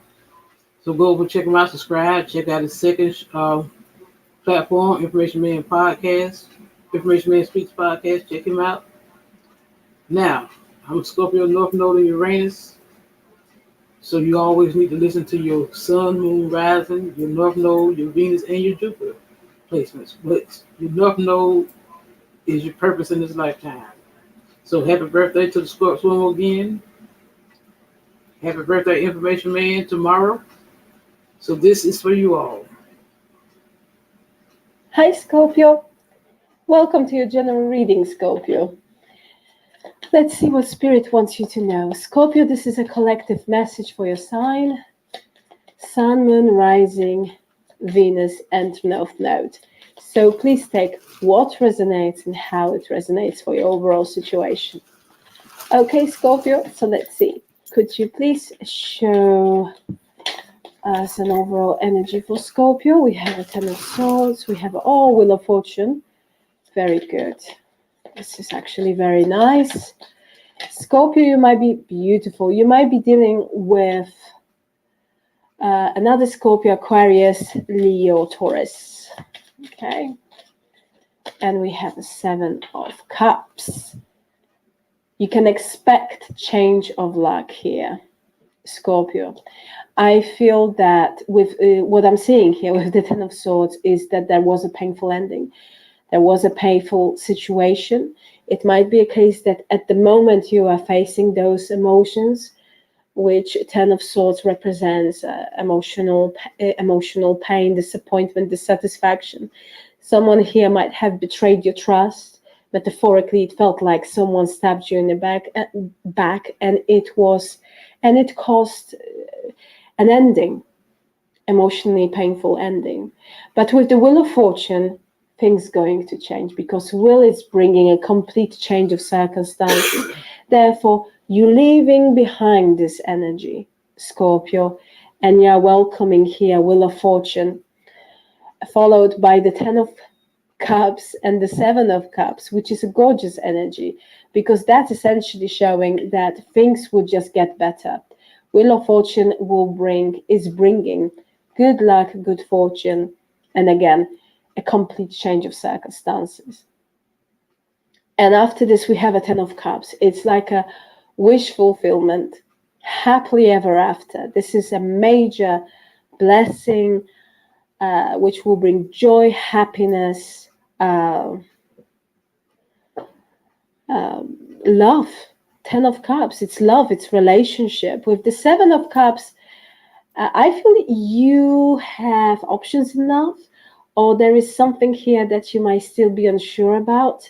It might be a case for some of you, Scorpio, that you've already met someone. This is someone new, and you see future with them. But with the Seven of Cups, you still are kind of, because it's something new, fresh, you still are, unsure about this. But at the end of the day, you might feel deeply inside that this is something fated, destined, and you might feel that actually this is someone who has a potential to be a good partner, and with whom you might build a very happy relationship.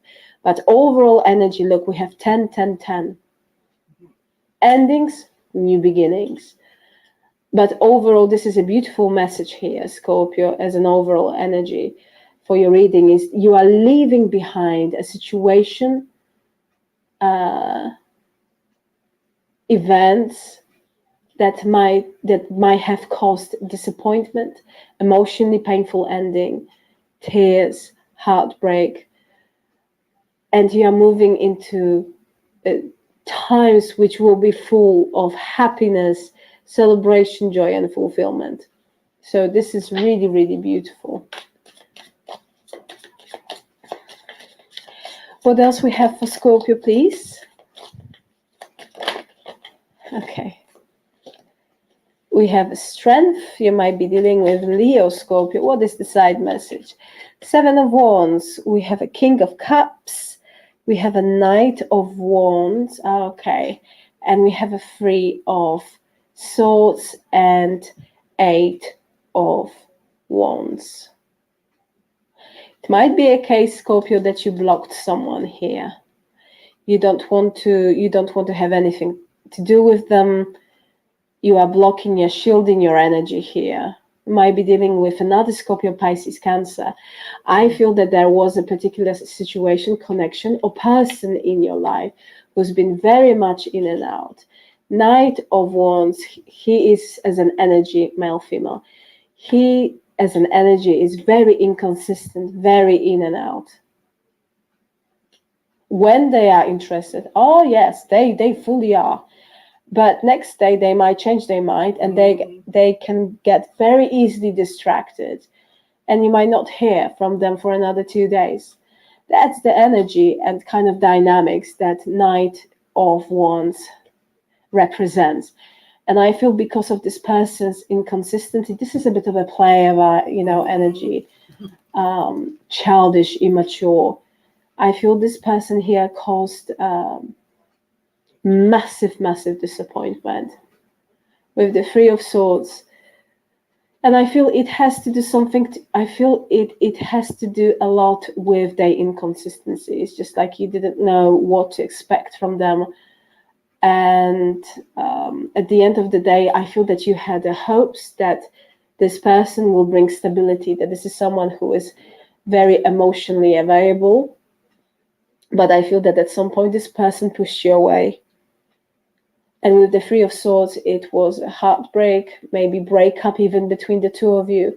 And it might be a case that this person just sent you a message and said it's done. I don't want to kind of, be involved in this connection anymore. So essentially, I see here, that's very specific. It won't resonate with all of you, but it might be a case that this person essentially sent you a message and said that it's over.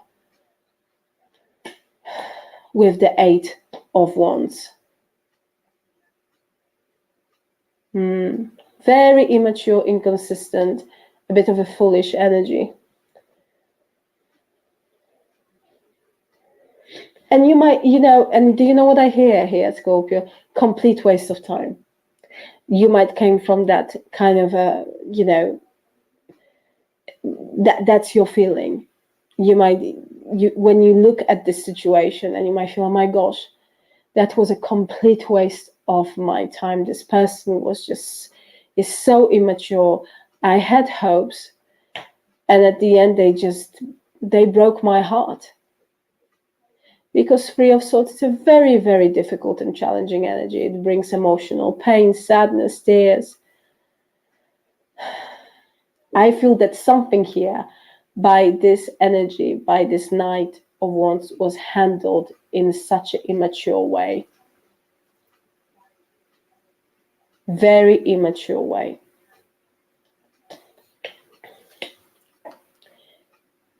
For some of you, you might have found out, someone told you that this person here, entertained someone else, or they were just, all over the place, let's say it that way. Not quite committal energy I'm seeing here. But things were handled by this person, let's say, in a terrible way. Okay, let's see. So we have strength here for you, Scorpio. This is a Leo energy. We have a Ten of Wands. Okay. Page of Cups. We have a Six of Cups here.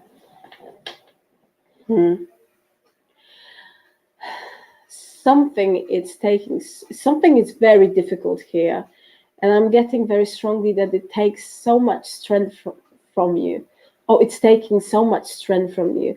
Because with the Ten of Wands, it's like something, it's too much. It feels like you're carrying some sort of burden or responsibility, and you're like by your own. And it's too much. It's exhausting, it's draining, it's taking so much energy from you. But with the tens, look, we have already 10, 10, 10 in your reading. Endings, new beginnings. You are dropping this burden. Spirit saying one more push. Keep going. You're nearly there. And soon you will release this. What's been bothering you, or what's been playing on your mind. That's a better way of kind of putting it. Because something here, it's draining. It's exhausting. We have a Page of Cups and we have Six of Cups. So this is like a kind of shy expression of emotion. It's like someone is trying to kind of figure out if they have a chance with you, if I can say it that way, you know what I mean? If they can have a chance to come forward and offer some sort of a date, I'm seeing, because page, it's not much, it's a potential. So someone here is thinking about making a move towards you. This is something to do with emotion. I feel also, Scorpio, can expect good news with regards to dropping this burden, because it seems that things going to be just lighter, easier with this Page of Cups and Six of Cups. Like you will have an opportunity here to kind of, to feel free, to enjoy yourself, maybe enjoy more time with your friends. I see also relatives making things a little bit easier, or family members. For some of you, maybe children might be involved, and you feel so much, that you carry so much on your shoulder. You have shoulders, and you have so much responsibilities. But with the Six of Cups, I see that things will be getting much easier. And I'm seeing you spending time with someone, And Six of Cups, there is this sense of feeling of familiarity. With the Page of Cups, I feel that you will meet here someone, or maybe you've already met, or you are in touch with this Page of Cups, but it feels like this person that you've known them for a long time with the Six of Cups. It's like this person will take your mind off from this very kind of a serious and momentarily exhausting energy. I'm getting that something very nice is coming to you, and also that things will get easier. What else we have for Scorpio, please? What else we have for Scorpio, please?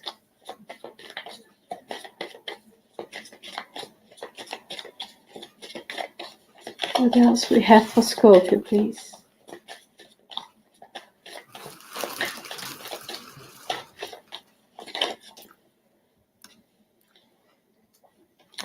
We have the Empress. We have a Page, oh my gosh. We have a Page of Wands. We have the Lovers. And we have a King of Swords. Someone wants to talk, Scorpio. Someone wants to talk about this connection, about this relationship. Someone sees you as their divine counterpart, Empress, someone very caring, loving, very nurturing. They see abundance and growth, expansion with you. Someone finds you irresistible here. Really, you can expect some sort of message, and this message will bring happiness. I feel it will be very nice. It will make you feel very, very good. I'm getting that someone will compliment you, they will say something very nice about your appearance. It might be a case that you've changed something here about your appearance as well. But either way, I feel that someone it's finding you very attractive, very beautiful, handsome. You might be dealing, Scorpio, with Taurus, Virgo, Gemini. I have actually very strong Gemini, Aquarius energy, Libra. But this is, expect some sort of communication, and it might be communication from someone whose demeanor or kind of the way they compose themselves, it's very serious, and you might feel, oh my gosh, this person's, they're really, really serious, like they are no fun. But I feel that they need more time here to open up, to kind of, it might be a case that this person has a very, very strong exterior, they're very methodical, they're straight to the point, very logical, but when they feel sure and in someone's company, they can be actually good fun. But you have here admirer with the Lovers. This is someone who wants to talk about connection, about relationship, about union. You can expect here some sort of communication. Also, I see for some of you, it won't resonate with all of you, family gathering, a family event, maybe even christening, right? Or you will receive a message here that maybe your friend here, Scorpio, or relative or family member also is pregnant. It will bring so much happiness as well, celebration. But overall, I'm seeing relationship, someone who wants to talk about relationship, and you receiving a message from this person who will absolutely and totally compliment your appearance, and they will just keep on saying how fantastic you are with this Empress energy, Scorpio. Very nice. So what's the outcome? Could you please show us the outcome for Scorpio? Excuse me. I still have a small cold, but my voice is better. I hope so. Okay, let's see. Could you please give us an outcome? We have the High Priestess, Scorpio, Pisces energy. Intuition. Listen to your intuition, Scorpio. We have a Queen of Wands. Someone, it's you are getting lots of attention, Scorpio. You know exactly what you want. That's happen. Look, we have a Three of Cups. This is beautiful. It's like a celebration. You have a reason to celebrate. You know, something very nice is going to happen. And I'm getting very strongly that for some of you, Scorpio, you deeply inside kind of have this inner feeling. It kind of like a gut feeling that, yeah, I know that something here will play out to my advantage, that I will have a reason to celebrate. Whatever the case might be, you are here in a position of power. You know, Queen of Wands, she as an energy, she knows exactly what she wants. She's very ambitious. She's very passionate. And when she's focused on one goal, she's not afraid to go for it. And this is great. This is like happiness, like a celebration of some sort of achievement. You will achieve here something, Scorpio, and it would make you feel very, very happy. Very happy. Okay, so let's go find your reading, Scorpio. Why we have the Ten of Swords, why we have a Wheel of Fortune, 10 of Cups and 7 of Cups, please, for Scorpio. Beautiful, the Sun, Leo energy. My gosh. Hierophant, Taurus energy, and we have a Knight of Pentacles. Why the Sun? Why the yes? Why the Ten of Swords? Why the Wheel of Fortune? Why the 10 of Cups? And why the 7 of Swords? So 7 of Cups. Because you're going to receive an offer here, Scorpio. Offer of stability. This is like a higher level of commitment. For some of you, Scorpio, you might be in a relationship, you know. And the thing is that you've been hurt before.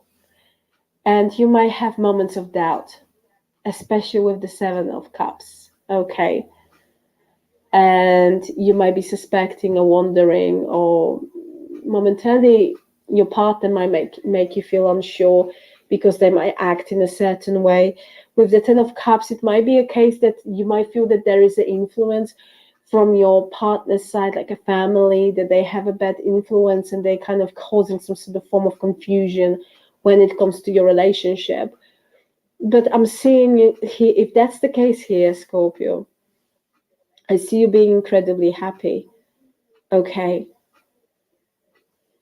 This is someone, if we're talking about relationship. If you are in a relationship here with someone like marriage or long-term relationship, this is someone who wants to be with you, who sees long-term. Sun next to the Hierophant, it's marriage, it's long-term, it's like a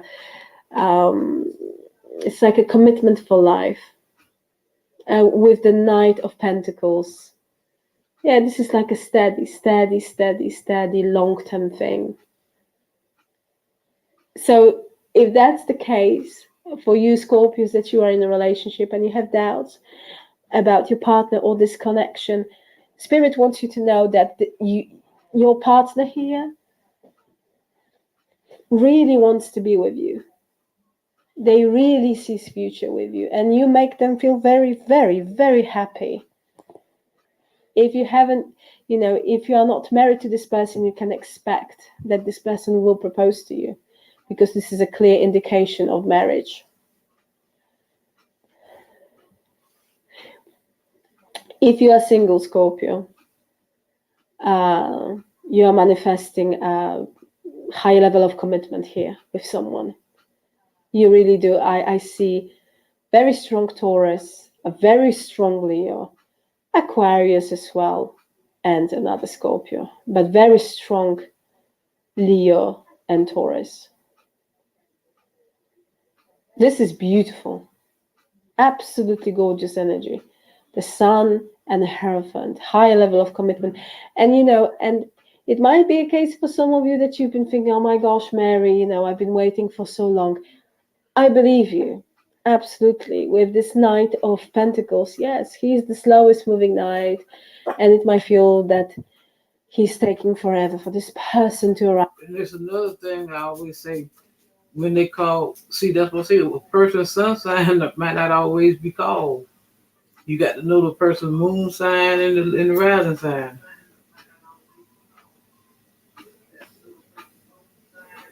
Because like I say, the Taurus, I'm a Taurus moon and a Scorpio, North Node, Leo rising, and Saturn. Sagittarius, Venus, and Neptune. Your sun, like I say, is how people really perceive you, and your moon is your emotions. Your rising is really how you appear up and how you really appear to the world, how you show up to the world. What they call that mask, how people really see you, how you show up, but your family sees you in a different way, see. The Sagittarius, your Venus sign had to do with love. The Jupiter sign had to do with career, money, stuff like that. Your houses, you have to know your house placements, because all of them do. I did a video on that last night about what each house represents. North Node, your purpose. You have to know all them placements. As I said, a person, why they say people be getting readings on people, you can't always go by that sun sign, because that sun sign don't always appear. You got to know the other placements in a person's chart. But it's coming, and it's in your current energy. This is someone who's going to appear in your life very, very soon, especially with the Wheel of Fortune. This is something fated, destined. This is something that you deserve. You will be in a beautiful, higher level of commitment with someone here, Scorpio. Someone who would want it to stay for a very, very long time with you and create a union, family, marriage. I see. Very, very beautiful.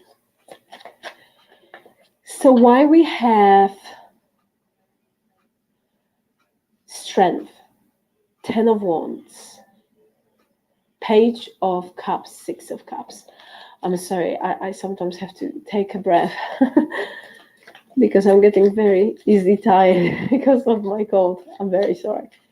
Okay, so why we have the Strength, why we have a 10 of Wands, why we have a Page of Cups, and 6 of Cups. For Scorpio, please. Okay. Number water. So there he is. Knight of Wands and 8 of Cups. Okay. So what I'm seeing here, Scorpio, is that someone inconsistent, someone childish, someone who didn't handle a certain situation in the right way, who disconnected and walked away, they want to come back here and they want to make an offer. This person, it's hard work, and it took so much strength, courage, emotional intelligence from you in order to kind of, I feel, overcome this. This is someone who's very in and out with the 8 of Cups. They walked away. Now they want to come back with the 6 of Cups. But this is Knight of Wands. Knight of Wands. He, as an energy, he male, female. He's a great fun. So if you are looking for, spending some time and having a good time, or go for a party, or having coffee with someone, Knight of Wands, that's a good energy, But if you are looking for a serious commitment, that's a completely different story, because Knight of Wands, very passionate, very action orientated, but very inconsistent. You don't know what you can expect from that energy. And I feel that this energy is showing up second time in your reading.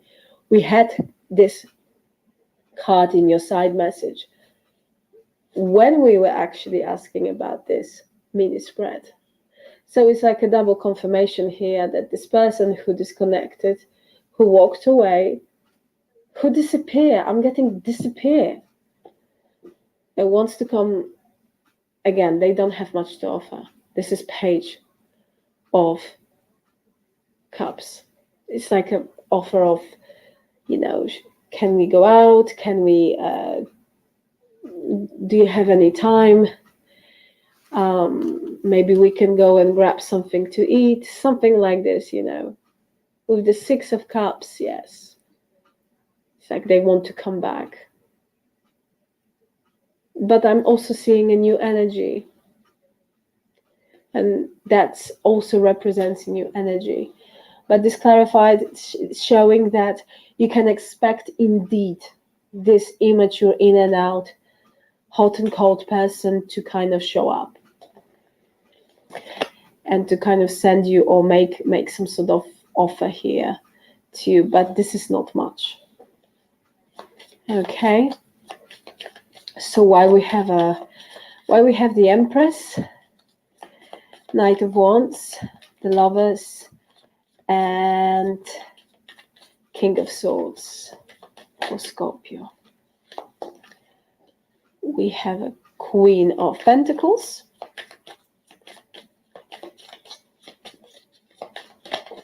one more, okay. We have a 9 of Pentacles, okay.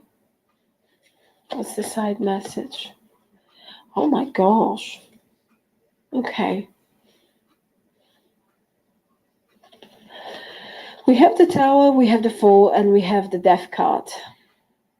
Scorpio. We have your energy. You might be dealing with another Scorpio. I also have Aries. I also have Aquarius.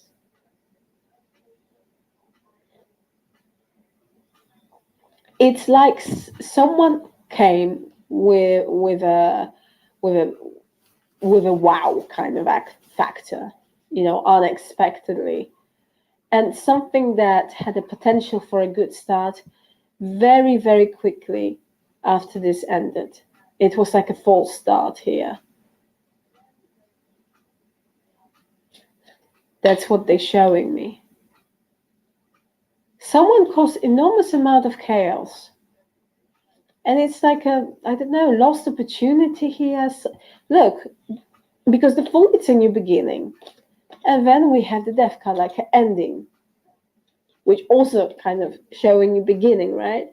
But we don't have another card after this. This is showing some sort of kind of a situation that you might feel that that's exactly what happened between you and someone else.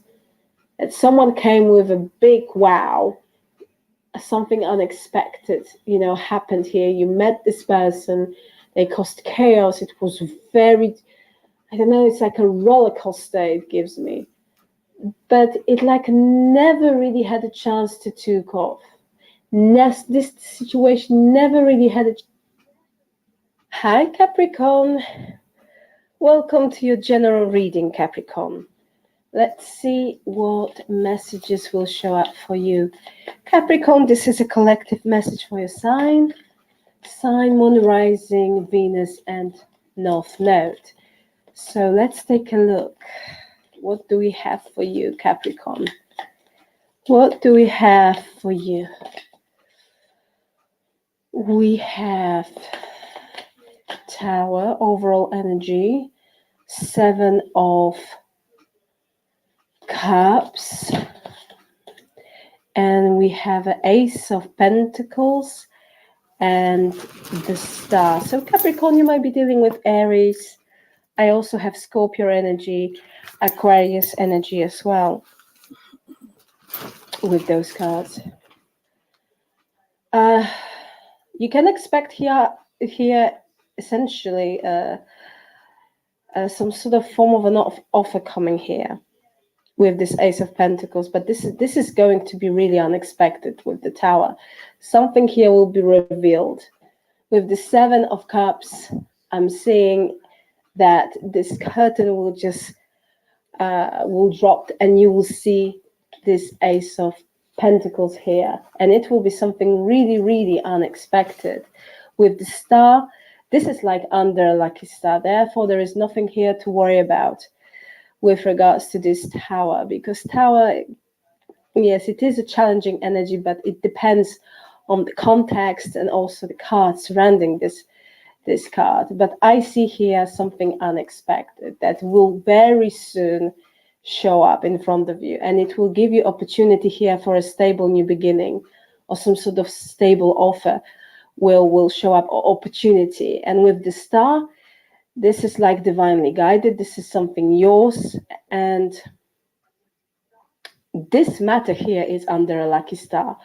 I'm also seeing here, Capricorn, that something here again, if you've been feeling uncertainty or doubt about something with the 7 of Cups, or if you are facing a certain choice, or you have many options, or you just unsure what to choose, Tower brings this enlightenment.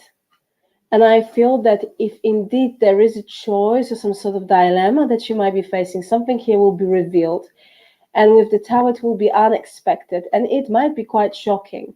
But overall, I see that it will kind of, clear the path, and you will know exactly what to choose.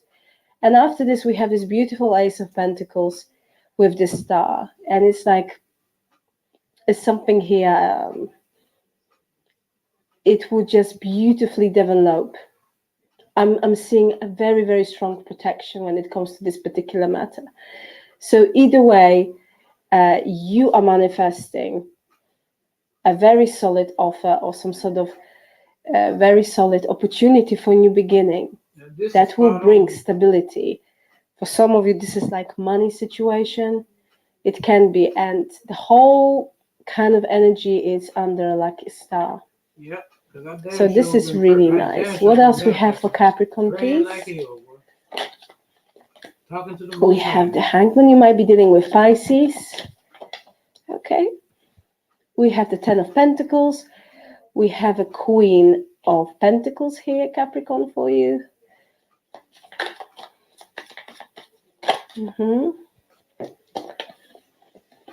We have a 7 of Swords, and a side message here. We have the Sun. Might be dealing also, Capricorn, with Leo. Also, I have your energy, maybe another Capricorn indeed. Virgo, Taurus. I see reconciliation here. Reconciliation when it comes to a family situation, relatives, or someone who feels like family. I feel that it might be a case, what I'm getting here, Capricorn, that you might hear.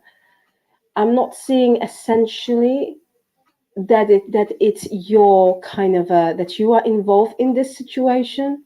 For some of you, of course, it won't resonate with all of you. But I'm seeing that you are like in the middle here with regards to something, some sort of family dispute or some sort of situation here. And with the Hangman, it's like nothing is happening. And with the Seven of Swords, it feels that it might be a case that someone told you that the other person made this person feel, let's say that they have trust issues or some sort of lies are involved in it, or this person is suspecting that something is not quite right. Therefore, it might be a case that the person that you'll be talking with, or maybe you already know about the situation, they will tell you that, you know, someone here was sneaky, something is not quite right. With the Ten of Pentacles, I feel it is a family member, someone who feels like family or relative. But we have this beautiful sun energy, Capricorn, and it looks like there will be reconciliation. There will be reconciliation and things will be just fine between those two people. But I feel like you are involved. It might be a case, you know, that you are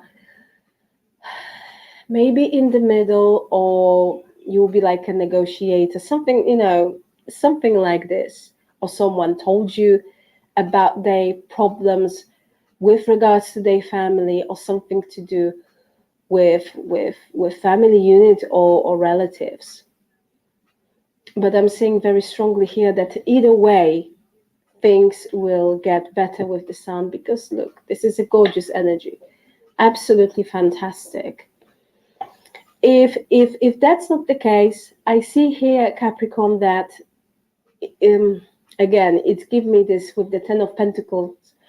With the Ten of Pentacles, it might be a case, Capricorn, that there is a dispute or a disagreement here, conflict between you and another person, relative or family member. And I feel with the Ten of Pentacles, it might be something to do with property, money, or inheritance. It can be a case, and it's like nothing is happening. With the Seven of Swords, you might feel that someone was sneaky. Someone lied, someone wasn't fully transparent what's going on. Secret, something here was hidden, you know, they didn't maybe show enough, or it's like energy of trying to get more,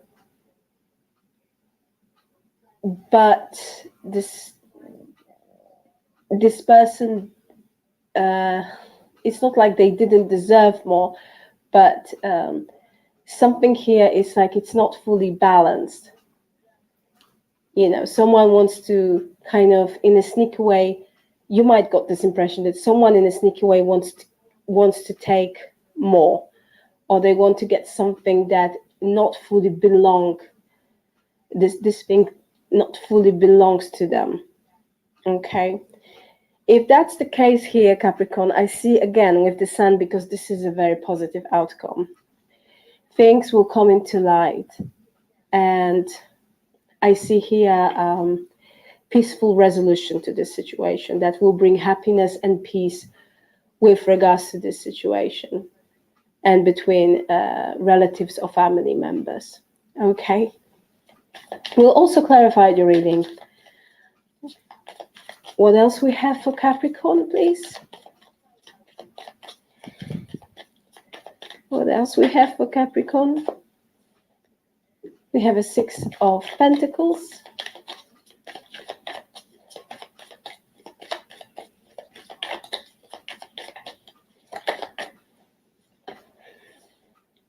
We have a Knight of Cups. We have a Six of Cups. Okay. You share very strong soul connection here with someone, Capricorn. We have 6-6. 66 might be quite a significant number. 6 of June. 1999, 1990, 1966. And we have a 9 of Pentacles here. You can expect some sort of communication from someone who've been single for a very, very long time.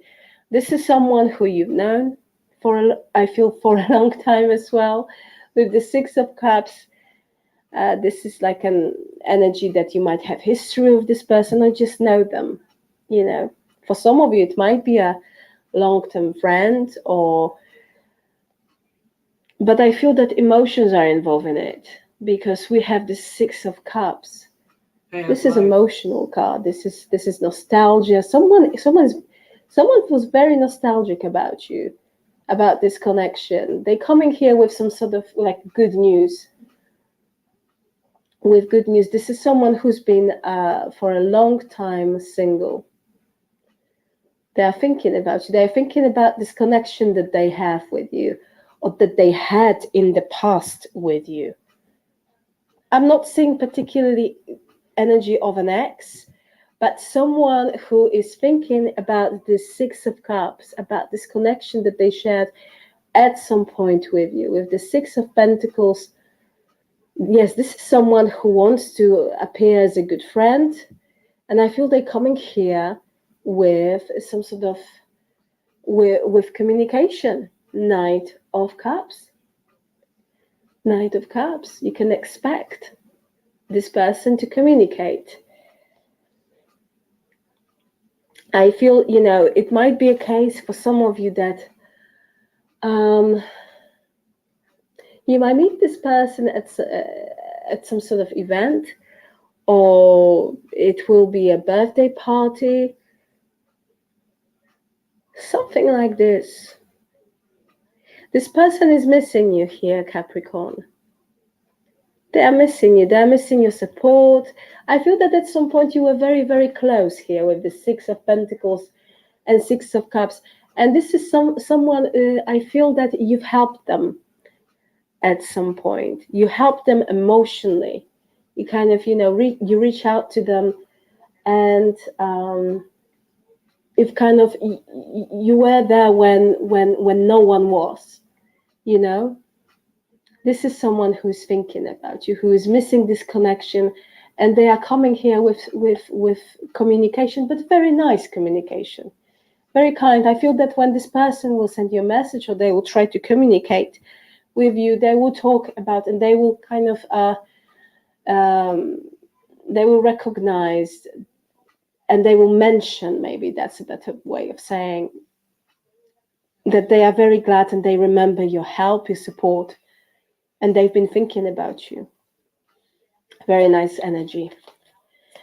Very nice energy, Capricorn.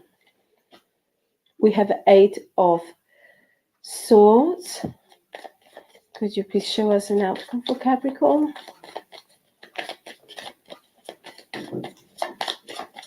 Could you please show us an outcome for Capricorn? We have an 8. Oh, okay. So we have another. We might be mirroring here. There is it's like you are mirroring each other. There might be someone here that you might be, both of you might mirroring each other. So as an outcome, Capricorn, we have an 8 of Swords, we have an 8 of Pentacles, and we have a Page of Swords. You have someone at work, Capricorn, or I don't know, in college, if something, if you are, it can be at work, or can be college, can be university, can be school, whatever the case might be, please take it that it resonates. You have someone here who's very interested in you, okay? With the Page of Swords, I feel this person is trying to gain some sort of information about you. They want to know what you're up to, what's going on in your life. Mm-hmm. And with the 8 of Pentacles, it's like this is someone from your work-related environment, okay? Mm-hmm. Can be someone from your workplace. But with the 8 of Swords, this is someone who doesn't make any move. No. they are just spying. I know. Or if you have social media, this That's is all someone they do who is is spy. essentially just looking at your I know. photos, your social media, your profile. And again, they're trying to figure out maybe your hobbies. They're trying to figure out how to get closer to you. But with the Eight of Swords, it's like they feel, it's not that they feel trapped, but I feel this person in this case, they just don't want to make any move at this time. Yeah. Maybe because they don't know, they don't possess enough information, about this is like a self-limitation as well, Eight of Swords. It's someone who's full of doubt, who's quite insecure. And I feel this is someone from your work or, work-related environment. They are spying here, but they are not making any significant moves. We'll see in a minute. We'll clarify this energy. We'll see what's going on here. But I see that indeed this is someone who's very, very interested, Capricorn, in you. Very interested. Okay, so let's clarify the reading, Capricorn. Why the Tower? Why the Seven of Cups? Why the Ace of Pentacles? And why the Star? Okay, thank you. We have a Knight of Pentacles.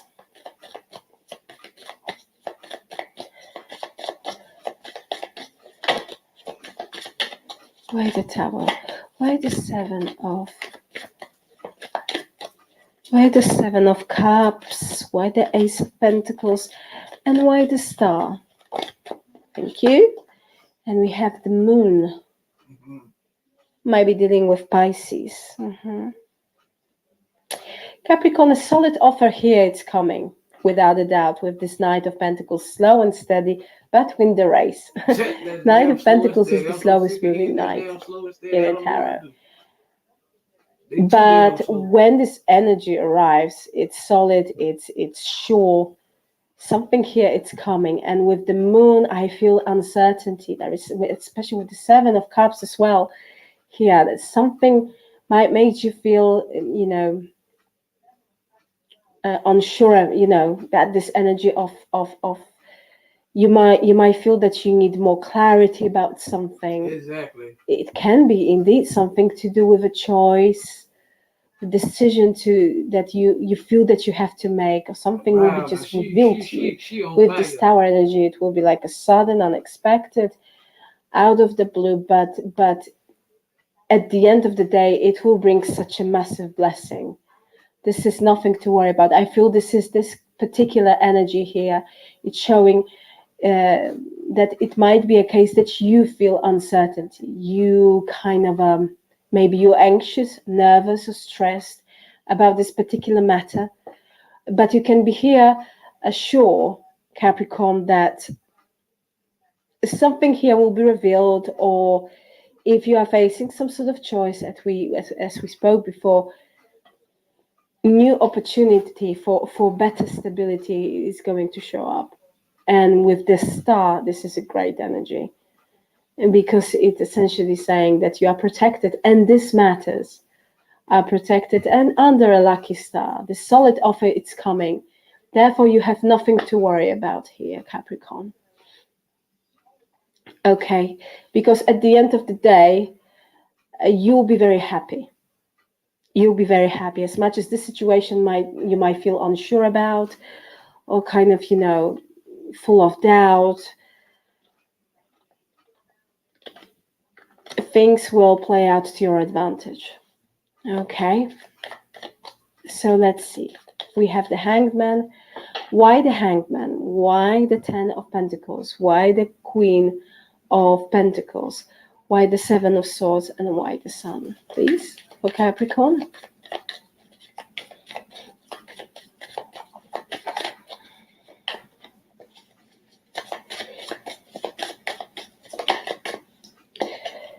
We have a Nine of Swords. And we have a Hierophant. You might be dealing, Capricorn, with Taurus. yes, this is what I was getting. Hierophant, it's like a tradition, it's like establishment. It can also represent marriage, but also community next to the Ten of Pentacles. It's like a family situation, tradition, establishment. With the Nine of Swords, someone is stressing out. There is a particular situation. I feel that someone is losing sleep over it. And a Nine of Swords, it's quite challenging energy because it brings an anxiety, stress, worry. And I feel that there is a situation that you might have heard about, or someone will tell you about it very, very soon. Someone just here feels not full. I feel that someone is unhappy here, and it's showing like a marriage situation or family dispute. Again, kind of some sort of discord when it comes to a family unit or relatives, something to do with relatives. Definitely on point. You know, but what I am getting here, Capricorn, that things will be fine. People will reconcile. People will find common ground and peaceful resolution to the situation. But I feel that someone here might feel stuck in a certain situation. They are unhappy. They are worried. They might be suspecting that someone here is unfair. They're acting in a sneaky way. Yep. And I feel that, you might be told, this person will tell you about it. You might hear about it, or you might already know about the situation. If that's the case, I feel that a positive resolution to this matter, it's very much possible because after all, we have the sun energy. And this is one of the, this is one of the best cards in the tarot, which brings so much happiness, joy. It's reconciliation, it's fulfillment. It's just a very, very, very positive sign, and essentially a very positive outcome. But I see someone here stressing out indeed. And this person is having a headache. Something here is giving this person a headache, and it is something to do with a family situation.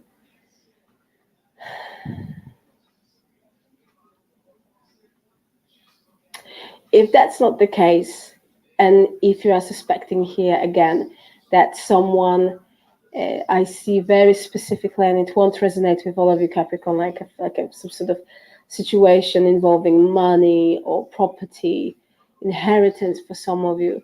It might be a case that, yes, indeed, that you are kind of you are worried about this matter. But it looks again that things will be just fine here. You will find, I feel that there will be a conversation, and you will find a common, ground again with this particular family member or people involved in this situation. Okay. But it is for sure. That's what the cards are showing here. With the Hierophant and the Ten of Pentacles, it's like tradition, establishment, like a, family situation, marriage. But either way, the sun here is showing us that things will get really, really better.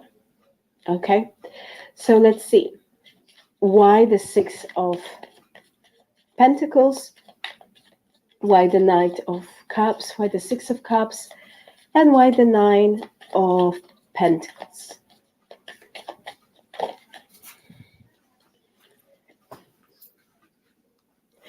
We have a Six of Wands.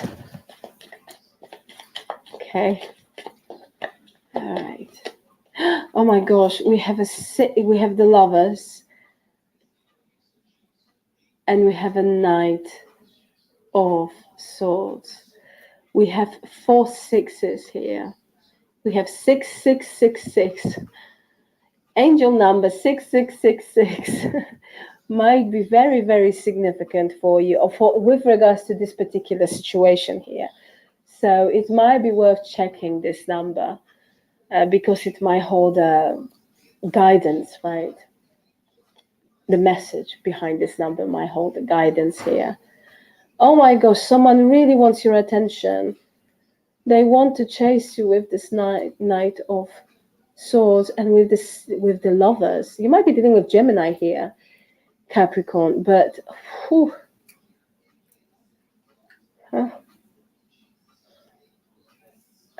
this is someone wants relationship, Capricorn. Someone wants relationship. And again, I don't feel it's an ex. I feel this is someone who you've known and who you helped. And at some point you were very close here. But they are coming with a message of affection. They want to chase you. They want your attention. They want success here when it comes to this particular connection. This person feels very nostalgic and they will communicate. And it can develop into something more with the Lovers. It can really develop in a very nice relationship because you essentially have someone here, Capricorn, who wants to just be around you. This is someone who wants to chase you. It's not like, oh, I'm going to send a message to Capricorn and we'll talk a bit, we'll go for a date or we'll just meet up for a coffee and blah blah blah. No. This is more. This is someone who wants to just chase you, who wants to be constantly in touch with you. Because this is someone who has feelings for you, Capricorn. With the Six of Cups and the Lovers, gosh, this is a very strong soul connection. Someone feels here, or they feel this connection that they share with you. And I feel that you've helped this person. That's what I'm getting. You were particularly nice in a time when they felt left out in the cold. No one was there for them. And you said something, you did something, and it was different. It changed a lot for them. It might be a case that you might not even be aware of that, but I feel that it had like a profound effect on this person. This is someone who is single, and they are coming here. They are full of nostalgia. They are very nostalgic, and they want your attention. They want success, and within time, this connection here can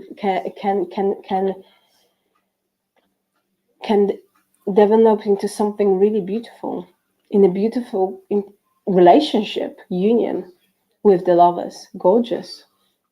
Very, very nice energy. So why the Eight of Swords? Why the Eight of Pentacles and and Page of Swords? Please, for Capricorn. We have a King of Swords. Okay.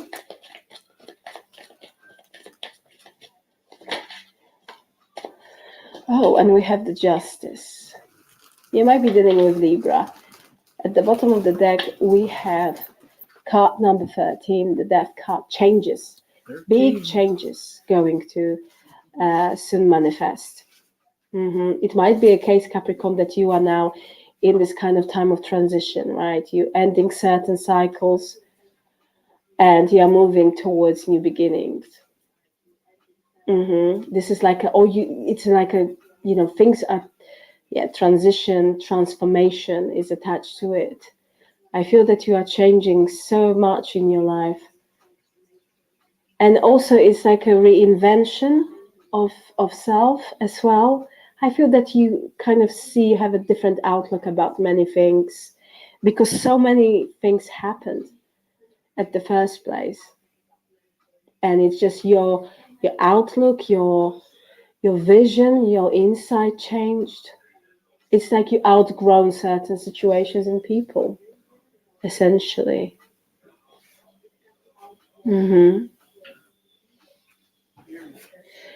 This is very specific. Capricorn, for some of you, if you are If there is a legal situation, okay, involving your work-related matter, it might be a case that you might have to wait a bit longer for a final outcome.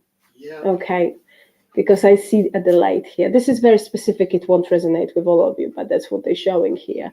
Something of this kind. I'm also seeing this person from your work-related environment who is very interested in you. It might be Libra. Also, I have Aquarius and Gemini energy who is indeed spying here.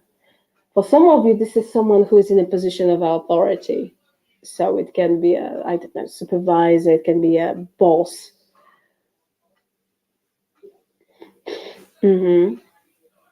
But it's like they have very subjective view what is right and what is wrong. So indeed, it can be someone high up. This person is very, very interested in you. I have to say something as well here, what I've noticed when we got those clarified. Those cards for you, Capricorn. You might feel, for some of you might feel that your current place of work or your job like reached its potential and you would like to kind of move forward. You would like to see progress, you know, or have a chance for promotion or something like this. With the Eight of Swords, you might feel that, you know, it's like hitting a wall. It's you feel that, you know, your hands are tied, and essentially you might feel that, well, you know, I don't see really a chance in this workplace for any like a further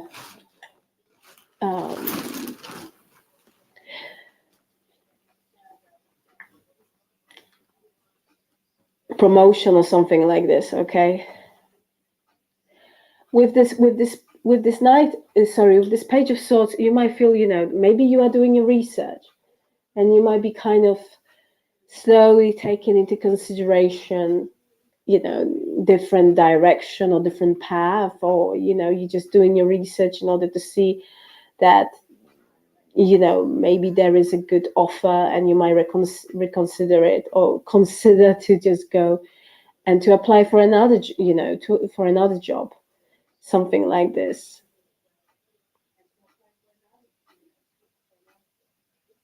If that's the case, Capricorn, it is important for you to kind of read. They're giving me something to do with the contract. Okay, something to do with contract, because this is like a legal situation here, or contracts, signatures and things like this. I don't know, that's what they're giving me. Please take it how it resonates. If it doesn't resonate and everything is fine, that's obviously not your message, Capricorn. But they're seeing here, you know, to just kind of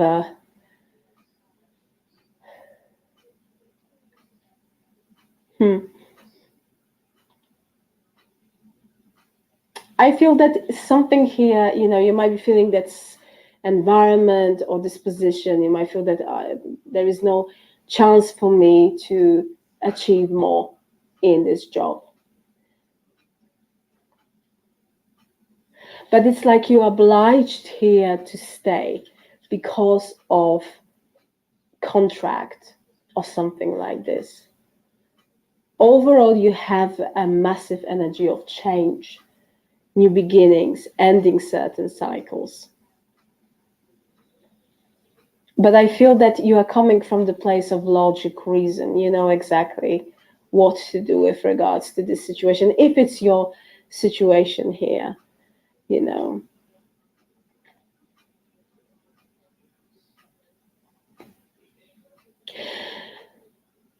I'm also seeing here, Capricorn, that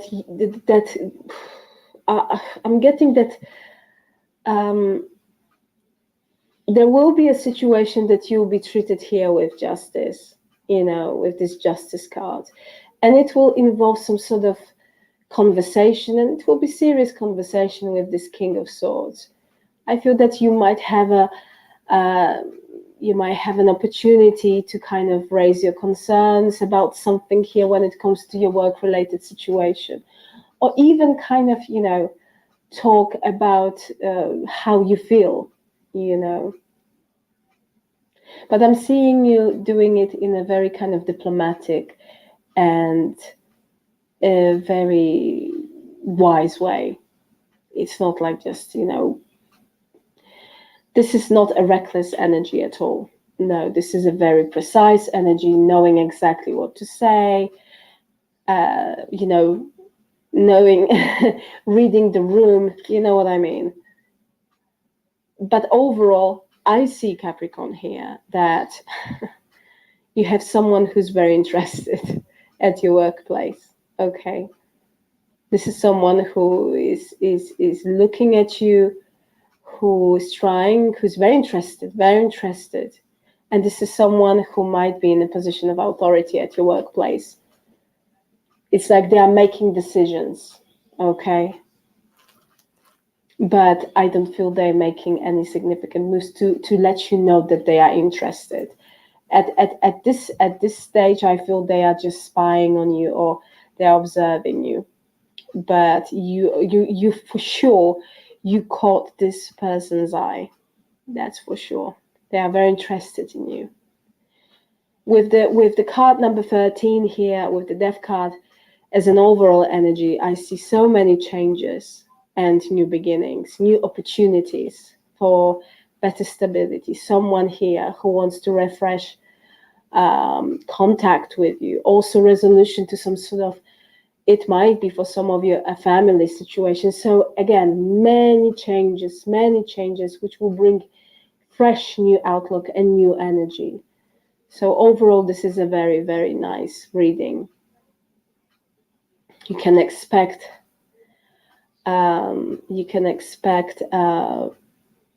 things things will be happening here, Capricorn, especially when it comes to this person who feels very nostalgic and they are reminiscing about the past, and who really here wants to chase you.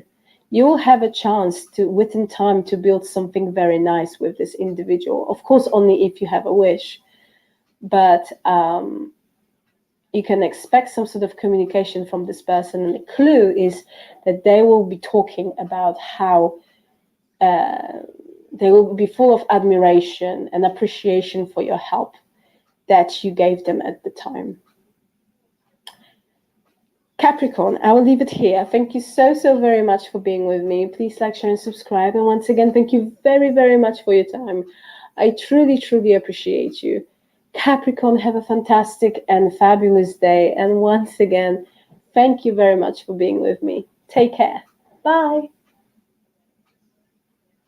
Sir, welcome back to the channel. Monica Louv here at the Love Messages. So today we're going to be doing your reading from the 15th of November to the 15th of December. Now this is going to be a general reading, so it may resonate, it may not. If it does resonate with you, there will be a link in the description box for the extended. So Cancer, in this reading, I'm going to be taking a look at past, present, and future for you. I'm going to clarify the cards and pull some advice.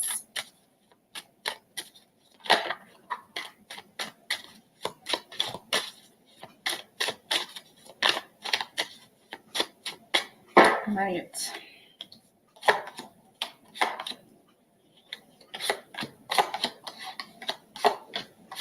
Okay, so Cancer, your challenge for this coming month is the 9 of Wands. And what you don't see coming at the bottom of the deck, the 6 of Wands upright.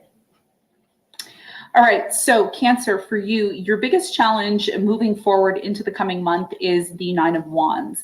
And the 9 of Wands typically could be somebody here who is giving multiple chances to someone. It could be you kind of guarding yourself here. We're going to find out why the 9 of Wands is your challenge in a moment. Now, in the recent past, you have the Moon in reverse, you have the Star upright, and the Hierophant. So I feel like in the recent past, there was a very strong energy here of you committing yourself to somebody or wanting to commit yourself to something here. And in the past, you were thinking a lot about your future. Somebody here may have revealed, maybe this was you or your person you were dealing with. I'm getting a Pisces here maybe in the past. They may have revealed to you how they really felt okay, when it came to the situation. We're going to find out more when we clarify in a moment. In the present moment, you have the 7 of Cups, the 6 of Cups, and the 5 of Cups. So it looks like in the present moment, there's something here that you may be trying to make sense of, okay, when it comes to the past or something that happened in the past. We're going to clarify and find out more in a moment. In the near future, you have the 4 of Wands, the 3 of Wands, and the 10 of Wands. The good news here in the near future is some sort of difficult situation that's been overburdensome, difficult for you to deal with. It is actually coming to an end. And I see you finally moving on from this. Like you're moving on to something bigger and better. And it could actually lead to you, you know, buying a new home or moving into a new area. This could also be you attracting love or getting married in the near future. We're going to talk more about this when we clarify. What you don't see coming at the bottom of the deck, 6 of Wands upright. This is a beautiful energy. I feel like what you don't see coming is success. Like people are going to recognize you for something that you've done. And success is finally coming in once you decide to have some sort of new beginning. So there's a reason why something here is bringing forth an ending and bringing forth some sort of new beginning. So let's get into your reading and let's do some clarification.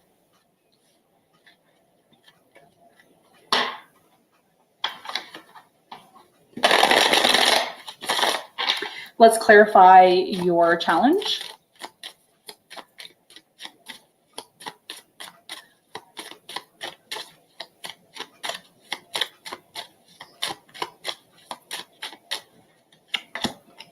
Okay, so the 9 of Wands is clarified by the 5 of Wands. You have the 4 of Wands and the Death. Yes. So remember how I was just saying something about an ending? You went through an ending or there was some sort of ending. Well, that's a big part of your challenge, accepting that something here is done. 9 of Wands is also signaling to me that the biggest challenge for you is the fact that something here is not, for some of you, it's done. But for others of you, it's not quite done, but it's in the process of finishing off, okay? And for many of you, I'm really strongly getting that your biggest challenge here is being able to be open to love again. 4 of Wands here, as we can see, there's 2 people here coming together. It's like they're meeting for the first time. And there's a strong energy here of somebody being available or wanting you or interested in you. And there's a lot of conflict here. There's a lot of conflict when it comes to love, trusting love, being open to love. And Spirit is saying your biggest challenge here is not to allow or affect some sort of negative ending or experience that you had to ruin your idea of love, because there's still an opportunity for you to find the right person, find the right love. And if you are currently with somebody new, it looks like it can really lead to something great. Okay, so that's a big part of your challenge for this coming month. Let's talk about the recent past. Let's clarify the moon. So you have the King of Pentacles, the 7 of Swords, and the 6 of Wands. Yeah. So somebody here revealed something to you. Again, I'm getting a Pisces, could be an Earth sign, Capricorn, Virgo, Taurus. I'm also getting an Aquarius here, Gemini, or a Leo. Somebody here really took advantage of you in the past, or there was a lot of trust issues and you found something out. And when you found this out in the past, Cancer, you may have kind of reevaluated whether or not you wanted to commit yourself to this person. Tell me more about the Hierophant.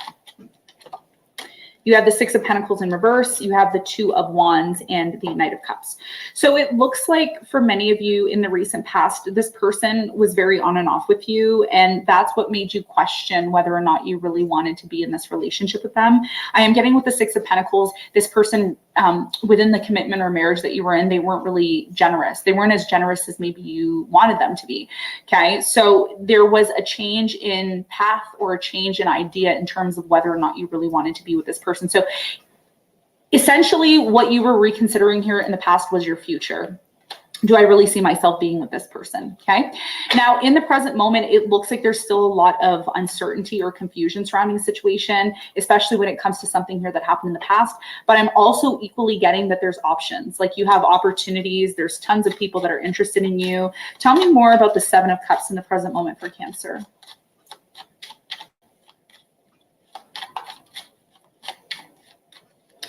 So the 7 of Cups is clarified by the Star, the Ace of Cups, and the Chariot. Yeah. So this is signaling to me, like this is a confirmation that you're attracting a lot of suitors, a lot of people that are interested in you, Ace of Cups and the Chariot. So you're all about moving forward with some sort of new love. The question is, does this person that you're interested in, do you see yourself having a future with them? And that's something that you may need to get clear on. Okay. And that's what's happening in the present moment. Tell me more about the 6 of Cups. What's the important message here with the 6 of Cups? Six of Cups is clarified by the Seven of Wands. You have the Hangman and the Three of Wands. So it looks like in the present moment for many of you, you're completely moving on from someone from the past. Like I said, there's another confirmation here.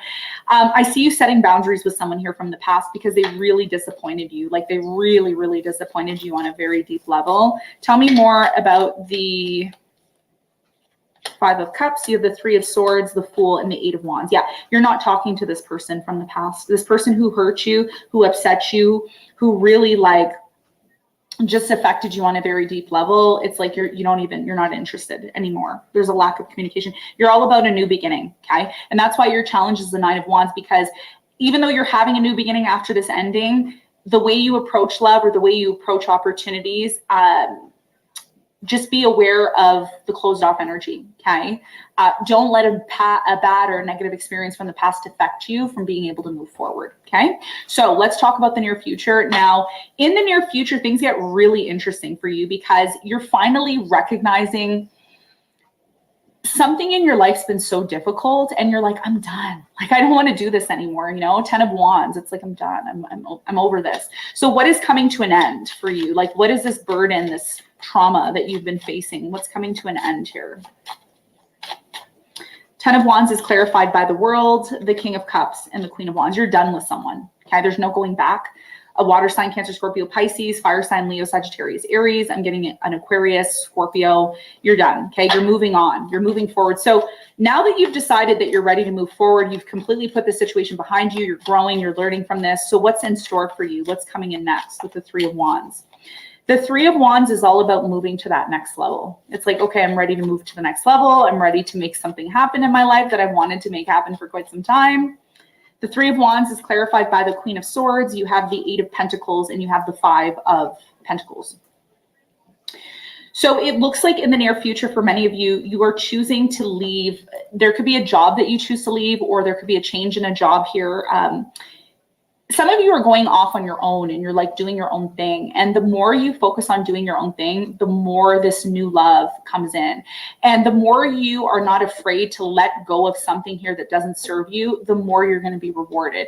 A lot of you have been really afraid to move towards something new because you're afraid that whatever happened to you in the past is going to repeat. And I'm here to tell you that that's not going to happen. What's going to happen is a lot of you are letting go of things that don't serve you. For many of you, this is a job. Like you've been in some job and it just doesn't pay you enough and you're ready to just completely move on from it. And you're starting to become more logical about where you put your time and your energy. So let's get some advice. What is the advice?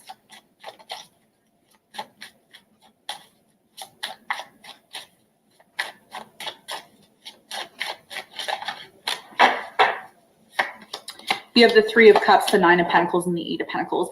The biggest piece of advice that you have here, Cancer, is you should celebrate what you've gone through. Like you should celebrate the fact that you're even at this point in your life. A lot of you are starting, whether you're doing this now or you've already done it, a lot of you have already done it.